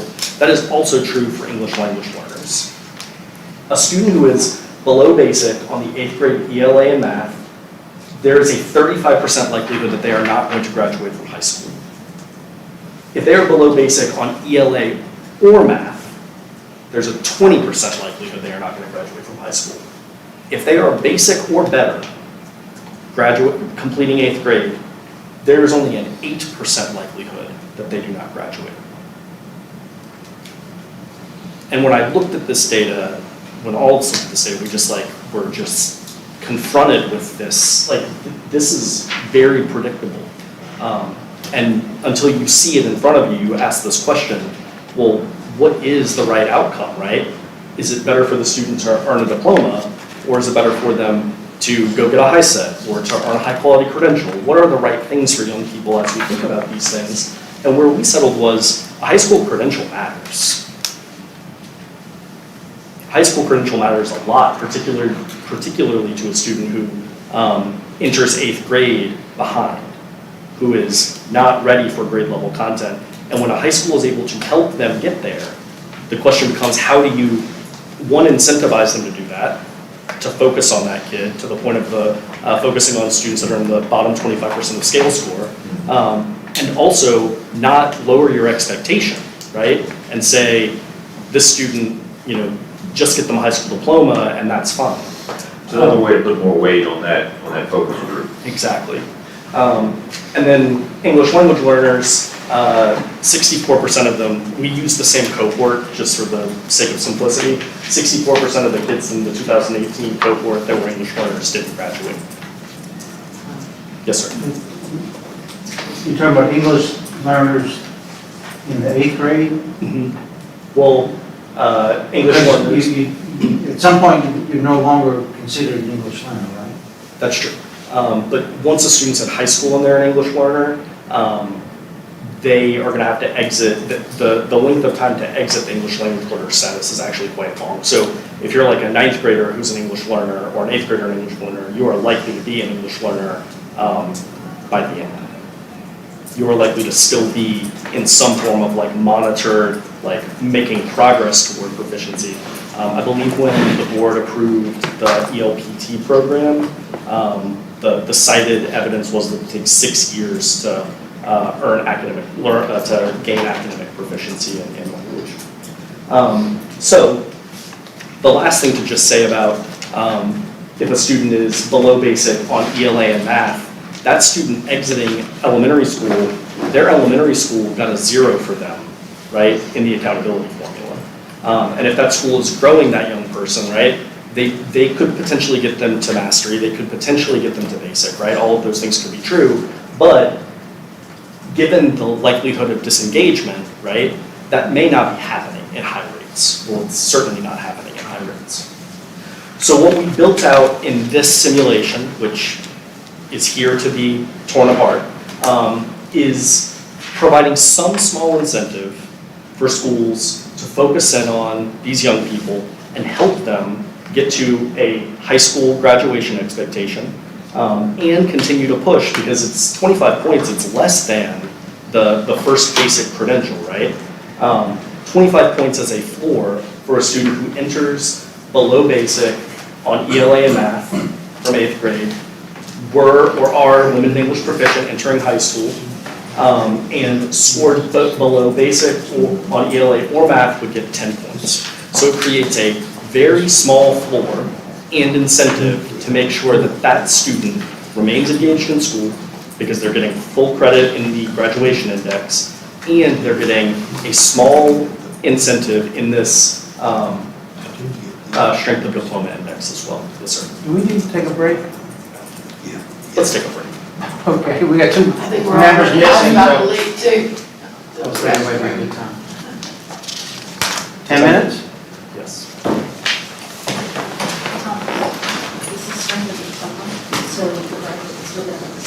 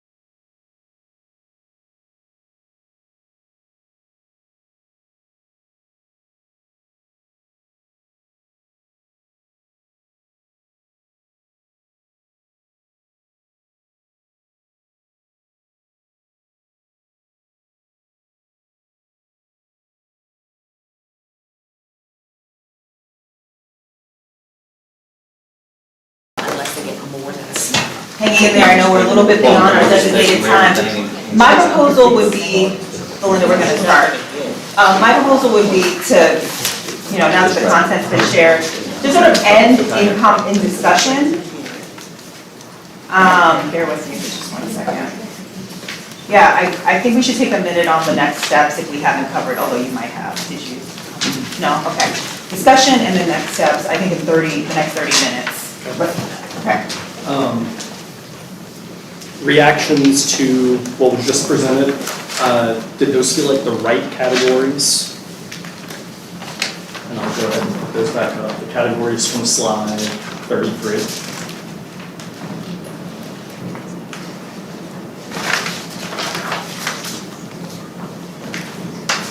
I heard a little bit of feedback from folks in the audience about this idea of like aligned dual enrollment credits, maybe to like particular fast forward initiatives or types of credentialing. Might be something that's worth exploring. How do we deal with the issue, the sensitivities around the ACT score? The ACT scores not on the strength of diploma index. You mean access to dual enrollment because of your ACT score? Or that you might be denied access to Right. being able to take a dual enrollment class? Right. That's a good question. So you're kind of like you're punishing schools that have lower performing ACT test takers twice.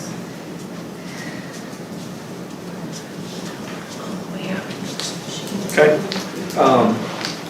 Next question. Do we think that these credentials are rigorous enough to justify points in the model? The only question I have is the one that Belinda raised, to do it wrong. Okay. Does it feel appropriate in the strength of diploma index to raise the expectation beyond graduation? What does that mean? I don't really understand that. Currently, in the index, if a student graduates, they get 100. So if a school gets a 115, it's because every student graduated and they got a credential. If the school has 100 for the strength of diploma, that means every kid graduated. So you can be an A in the graduation index, and you would also be an A in the strength of diploma index. And if you look at this actually illustrates it pretty well. The grad rate is a 97.2, the strength of diploma is a 98.1. So the majority of points are actually just coming straight from here. Does that help? Maybe I'm not reading the question right. When we talk about expectations beyond graduation, what are we talking about?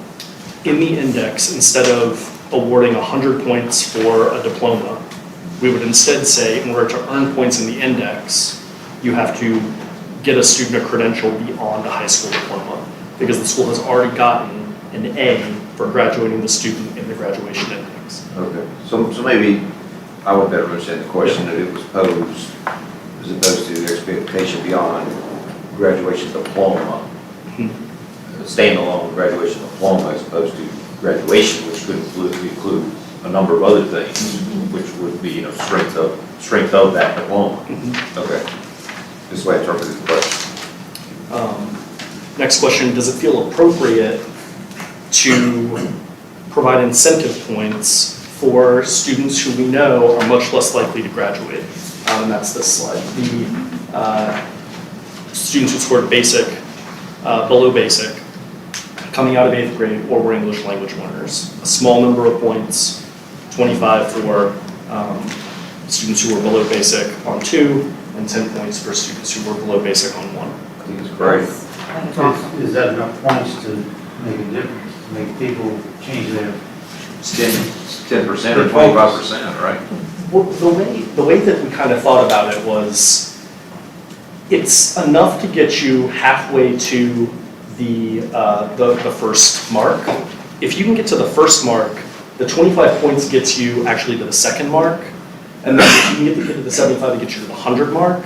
So I think that it does, when you couple these things together, actually incent people to like really, really good behaviors. So I guess like before I'm even comfortable, before we even get to the English as a second language learner and the kids that are not likely to graduate, like I'd like to know how many English as a second language learners, what percentage of them ever pass an AP exam?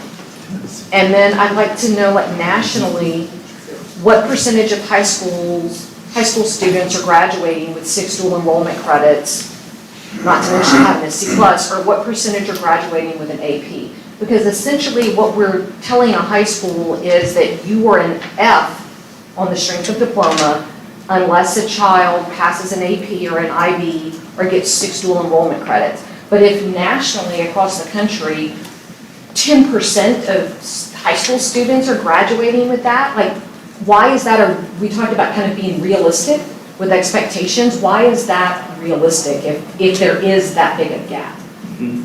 So one way to think about this, right, is on the letter grade scale. If you get 100 for graduating the student, and then you average that with a 0, right? The student just got a high school diploma, they didn't earn an additional credential. That means that the school would be in that D range, right? They would be a D because their students are getting a high school diploma and they are not getting any additional experiences on top of that.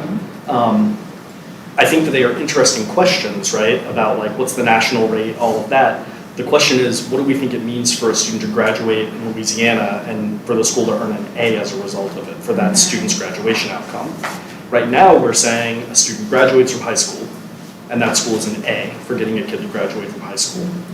The question is, That's what because should it be? ESSA tells us that. I mean, ESSA says, did the kid graduate? And that should be a certain percentage of the score as required by them. We've chosen to do it twice though, and exceed the percentage that it has to be.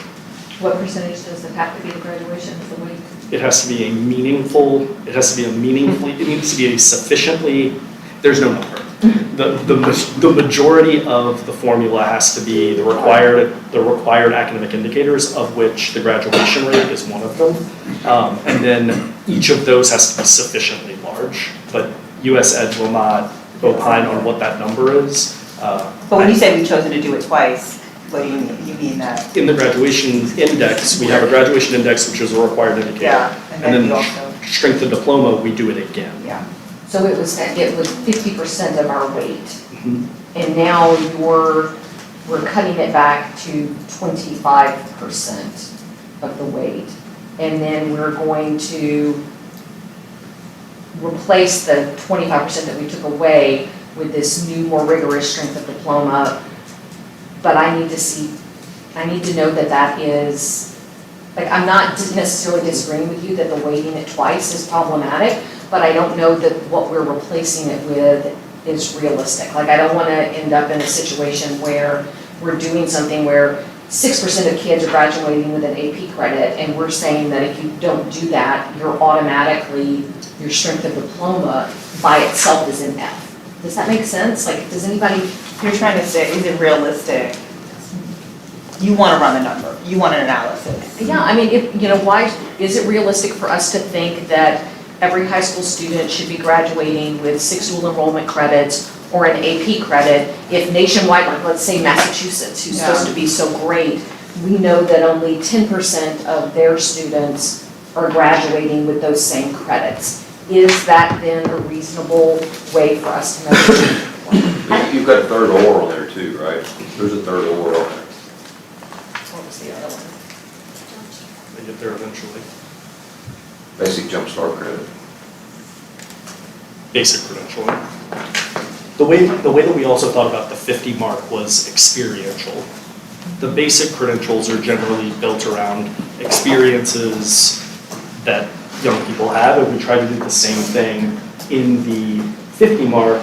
It's not about getting a 3 on the AP exam, it's about being exposed to rigorous coursework like what AP offers and like what dual enrollment should be offering. So the 50 mark was actually about young people having access to those experiences, which we know are very important.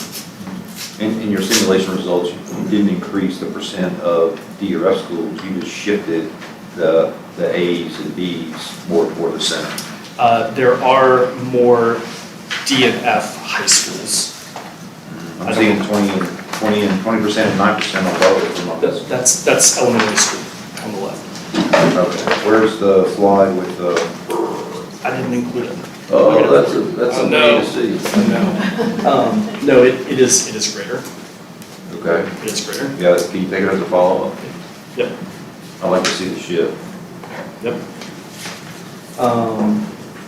So why didn't you, if you include English learners, and that's one of the subgroups, is there a reason you include another subgroup like special ed or something like? Because not every school is going to have a lot of English learners that are at the school or attend the school. And that'd be another method that they don't have a way to grow or whatever. So we should explore other subgroups in addition to, we tried to pick very assessment-based and prior to the student arriving. Special education could be one that we look at. I'm just saying that Yeah. there may not be an opportunity for every school. Okay.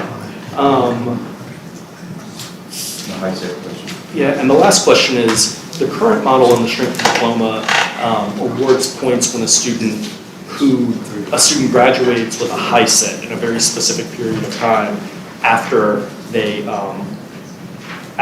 exit high school. The reason why we did not include it in the model is that it's currently like a bonus point that schools get when that happens. The student is basically re-entered into the cohort and they add the points on top. They're not actually in the denominator, they just go right into the numerator. As we played with it, we came to realize that it's actually like a negative incentive. It's like actually we're not incenting the right behavior because a school could get more points by exiting the student than by keeping them in school. So we have to like think about if we want to include a high set incentive, the question is where to do that. The percent of a cohort that is high sets is less than 1%. It's a very, very small percentage of students, but wanted to put that out there to see if there were strong feelings on that.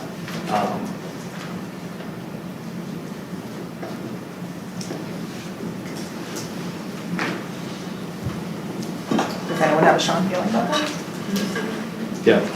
So as we think about things to incentivize and prioritize, right, the more things that you incentivize in a formula, the harder that formula is to understand all of those things. One of the things that we currently incentivize is a small number of points when a student earns a high set, instead of them earning a high school diploma. Because in this model, you get 0 for a student graduating. To incent a high set above 0 would actually mean that a school would get more points for a student getting a high set. So a school could theoretically improve their score by a student earning a high set instead of a diploma. That's why we did not include that in here. So if we think that the accountability formula should be incentivizing high set attainment, then we need to think about that in a future model. Or if our belief is that this accountability formula is about incentivizing high school graduation outcomes, then we don't include it for now. You just don't include it because the object is to get a degree, and that's something that schools don't even focus on anymore, the high set. We leave that to the LCGCS and alternative sites. But, I mean, that's just my thought. That's what I expected though. Does anyone have a very strong perspective one way or the other about that? If not, why not? So I have to think about it. okay. I don't think you want schools trying to get a bunch of high sets, as their goal, just to get some, I mean, I'm not saying they would, but you want it to be the, Yeah. Okay. So it seems like unresolved for us. yes. Given that we have 10 minutes left, I think that we should punt maybe on this last question for when we come back together, which is essentially timeline for implementation with cohorts. Yeah. Because that's going to be a detailed conversation. The slides in here, if you want to take a look at, like the complexity of it. I'm also happy to meet with folks that are super interested in what that would look like between now and the next meeting. So what do you think, I mean, I think the question for the group is, This ties to the adoption timeline, but remind us, Thomas, we're aiming to have the department be able to bring us our recommendations forward for June. Okay. So I think the question for the group is, what do you think you will need between now and then in terms of next steps? Do we feel we need another meeting to sort of, I mean, we left some of the growth stuff unresolved. The expert made a bunch of recommendations and then we moved to high school. Do we need another meeting between now and June to, maybe a couple? Ron is like, move into my living room. Yeah. Kara, from a meeting perspective, I would think that that might be something y'all want to get a consensus about, whatever recommendation Yes. do come to the board. So we're gonna need It at should least be one the more. consensus of the group, Okay. enough, for it to be enough. And then that way we would need an agenda to, not necessarily a vote, but at least a consensus. Fantastic, okay, so I would propose that that is the next meeting, but do others see that differently? What do you feel you're gonna need between now and then? I mean, Ronnie, you had a set of requests, things you wanted Thomas to do in terms of next steps. Are there other things you need to feel like our next meeting can be agended and be prepared to put forward a set of recommendations to the board? Well, I mean, one of my questions is, how are we gonna handle stakeholder input? I'd like to be clear about what that process is, Or has been, given that or has been. it's been, Whatever, I'd just Yeah. like for us to be clear about it as a group, hey, this is the process that we used or going to use or Okay. whatever for stakeholder input, and everybody feel comfortable that we check the box on that one, right? Yeah. And then, and if there's, another conversation that says there's another opportunity for additional stakeholder input, well, that's okay too, right? But I just like, before we conclude, that as a group, we're aligned that there was a process for stakeholder input, this is what we did, and then again, there's always opportunity for more if it's needed. So that's one thing I was concerned about. And then, another, lot of really good conversation, on the growth topic. And I think we all learned a lot, and I think there was some value added. But I have a little bit of concern about, timing of implementation for things other than growth. I go back again to last June, Bessie meeting, where the initiatives were brought forward to the board, and it sort of triggered this whole conversation. The board wasn't comfortable with implementing those initiatives at the time, because they weren't sure how the accountability system was gonna handle it, right? So now we're going back to the board, we're saying, okay, here's our deliverable. The board's gonna wanna know, well, okay, how does this impact those three initiatives that started this whole thing, right? So I don't personally feel real comfortable that we're giving the board what they're gonna be looking for with regard to that. And then we spoke a little bit about the K-2 accountability system, but I don't know that we really closed that conversation, particularly with, in addition to go back to the board with a recommendation. And I would expect that to be a recommendation from the board. What you guys land on K-2 accountability, right? So those are my thoughts. let's just go around. Jim? Yeah, we have several proposals that we haven't, that this group has Yeah. not taken an official position on, Okay. support, not support. But a bunch of proposals, can we start getting feedback on public feedback, stakeholder feedback on those before we decide which position this group wants to take? Or do we have to wait until after this group takes a position? No. I think we can do it We can do before, it. but I'm throwing it out there as a question to see what y'all Yeah. think. And when you So- say several, you mean, how? Well, you have There's K through 2 proposals, all kind of aspects Okay. of the proposals. All right, I gotcha. And I'm thinking we put the social studies proposals on the web and invited feedback, and maybe that's a way to do this Yeah. also. Okay, so your thoughts are in the same vein as Ronnie's. There's a stakeholder engagement piece that we want to take into consideration before the June. I would think so. Great. And my question was, can we start doing it now with Yeah. the issues that have bubbled up so far? So you're thinking some kind of like, people can just respond, write their thoughts, And submit them, through a portal like we had with the social studies stuff. Okay. Great.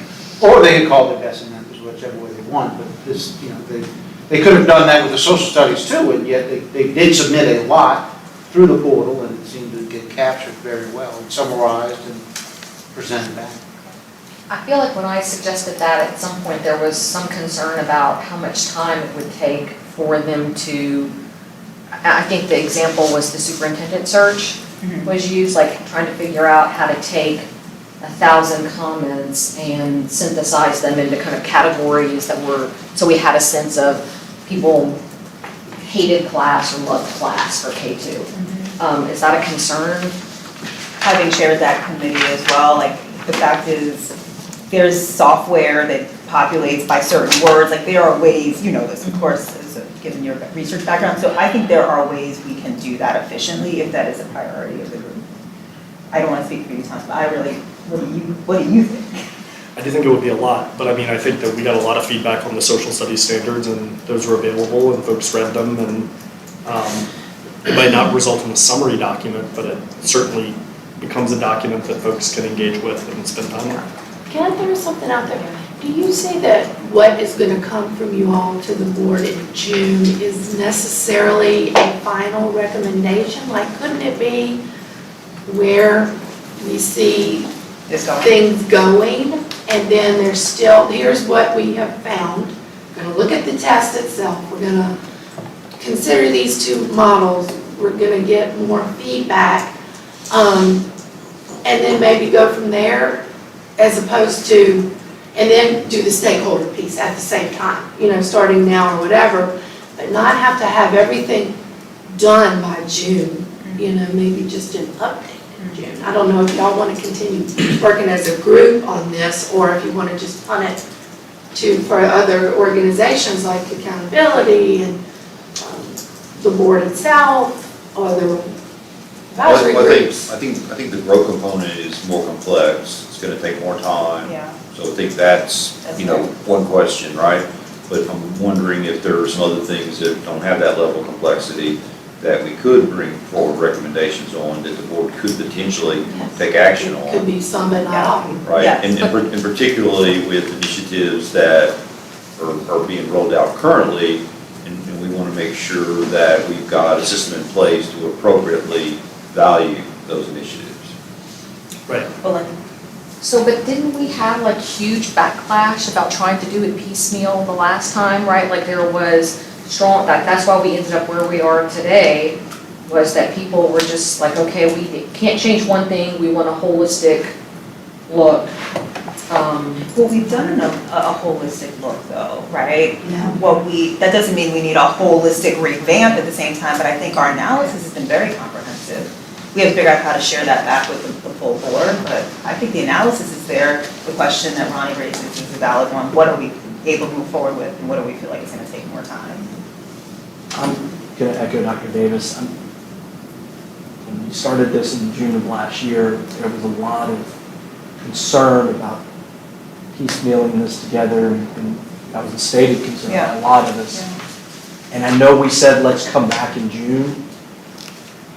Maybe we're not ready. Maybe it took longer than we anticipated, because we did start exploring different things. I think we need to have at least an update here where we are. To be honest, I haven't seen a full proposal. This is what we're coming forward with. I haven't seen that. It's April 26th. We've got a month and a half to do this. A month and a half, I don't know, is enough time for us to come forward with a full proposal to say, this is what we're going to do, and to get the feedback and to have the simulations run and to kind of do this. If we're going to do it, I want to do it right, as opposed to just an artificial time that we put on here. And to Dr. Davis' point again, let's have something, let's get some feedback, let's make some recommendations, and then come back when we feel comfortable. It's great to have a proposal put forth in June. Yeah. Let's strive to have that, but I don't think we need to be forcing something through just because we set a timeline on ourselves. So I hear you saying, like, don't get so stuck on June. Keep the process moving. Jim, were you going to ask? Is it the growth piece that is really what's slowing us up here? Today we got the strength of diploma for the high school. I don't know if I missed it, but in the beginning of April, I would like to see the full high school. A simulation run on proposal A, B, C for high school. This is what we're gonna get. Okay. Proposal A, B, C, D, E, F, however many it is, for K through 3. Yeah. Or K through 2 and then 3 through 8. To your point on K through 2, there's different ways to do K through 2. Some other states don't really do an assessment. They do basically progress indicators. They go in and they look at 4 or 5 times throughout the year, are you progressing? Are you hitting your benchmarks? Your students hitting your progression benchmark? And they just kind of say, yes, you're progressing as you should, so that's how they approach it. So there's different ways to do this for different things that I don't know if we've explored completely. I think I just want to make sure, and Thomas, you could likely speak to this, there was also some urgency to get somewhere by June, given the downstream implications Yeah. for educators in the field. Can you just speak to that so we're clear on the implications of moving past June? Yeah, I mean, I think that this slide actually kind of talks through how the high school cohorts are impacted. Yeah. Essentially, where I laid out, if you were to, what we laid out here is freshmen who enter high school in the fall of 2021 will be juniors in the fall of 2023. So if you adopt like a cohort approach and you assume that most of the differentiation for a credentialing pathway is happening in junior and senior year, you could adopt for the cohort of juniors that is coming in for 2023 and give schools a whole year to plan. The high school piece, right, I feel like is probably the one that has changed the least. Like, it's still fast forward aligned, it's all of those things that you could adopt that one earlier and put everything else on that 125-point scale, and then in policy say what we're going to do with growth going forward. No later than spring administration 2023, the department shall include appropriate questions to do X. They shall bring back to the board by this date proposals on the future of student growth, and you like put timelines in there in Bulletin 111. You could still move forward. Yeah. Well, I was bringing up the growth because Chris was saying that to do the growth properly, it would take you to the fall of 2025. If I saw that Yeah. right. He was saying like a tiered approach. And I was thinking waiting until fall of 2025 to take any steps on this Yeah. would not seem like a good way to go, which brings back the idea of bifurcating this into 2 groups, maybe doing some of it in June, knowing that we're going to be waiting until 2025 to really get it all right. Was Chris's timeline on that, though, in some respects conditional on us moving to a growth model that looks like Florida and Mississippi? So changing the LEAP to get us kind of better assessments of what our approaching basic and our basic will take a while. But we could change the way you would have pause about changing the way we're measuring growth until we also change the LEAP. Is that correct? He had significant pause around that. Okay. And I think, he just put it up. If you look 23, 24, the augmented assessment, I think he's building in 2 years for that. For doing that. And that's where the delay comes from. Where is the bill that basically says that we've been wasting our time? Right, that the bill that will be, that's in the legislature that says we can't change accountability until another work group is created that is going to look at accountability. Does anybody know where that is? That's supposed to be heard on the House Education Committee, I believe tomorrow. Okay. Okay. I think it's tomorrow. I All can right. check. What if you all directed the department, decide on what things you're ready to move on? Yeah. Direct the department in June to bring that back in August as policy revisions. That way you're given time to get public feedback for those months, and then you can get it again at the BESI meeting in August, and that's, so in other words, you're not bringing the proposal and the policy change in June, just the proposal. That can work. Either way, I think we need to schedule the next meeting. Like, either way, Yeah. clearly, we have a set of operation meetings. We need at least 2 meetings between now and June. We know that much, and I think we have some ideas about how we spend the next meeting. So let's try to do it right now. Can we land the next meeting right now? It is tomorrow. It is tomorrow. Okay, so that would be interesting. Okay, let's keep going. Let's look at the week after next week, right? So next week is the week of the 2nd. What does the week of the 9th look? I would propose Tuesday, same time. We could check on the rooms. I know that's always a consideration, but what do you think, Thomas? Shan's really good at finding the rooms. I had to like switch with a lot of people to get this right. So I'm gonna propose it just to get us started. So that would be Tuesday. Bear with me a second. Okay, I'm proposing Tuesday, the 10th, 1 p.m.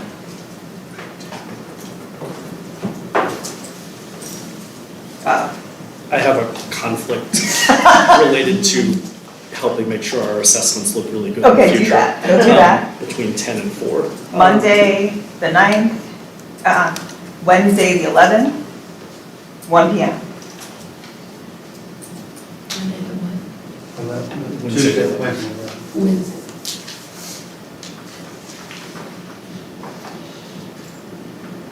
Ronnie? Works for me. I'm here for Sam. Yeah, you're sitting there. Belinda, Do you have our calendar? Michael, you making sure? Is there a better time you're coming for? Is there a better time? There's a chance, I have faith, we have any point after that, So maybe just, okay, you'll get a pass. Okay, so from now until then. can we get a room then, Shan? Yeah, we can, I'll put in for it if someone else doesn't. And Belinda, can that work for you? Mhm. Okay, yeah, so we have the next meeting scheduled. We'll propose a game plan. That, all right. Final words before adjournment? Thank you. Do you want to set the second meeting then? Yeah, let's do that. It's ambitious. Second meeting. The week of the 23rd, same, Wednesday, the 25th, 1 p.m.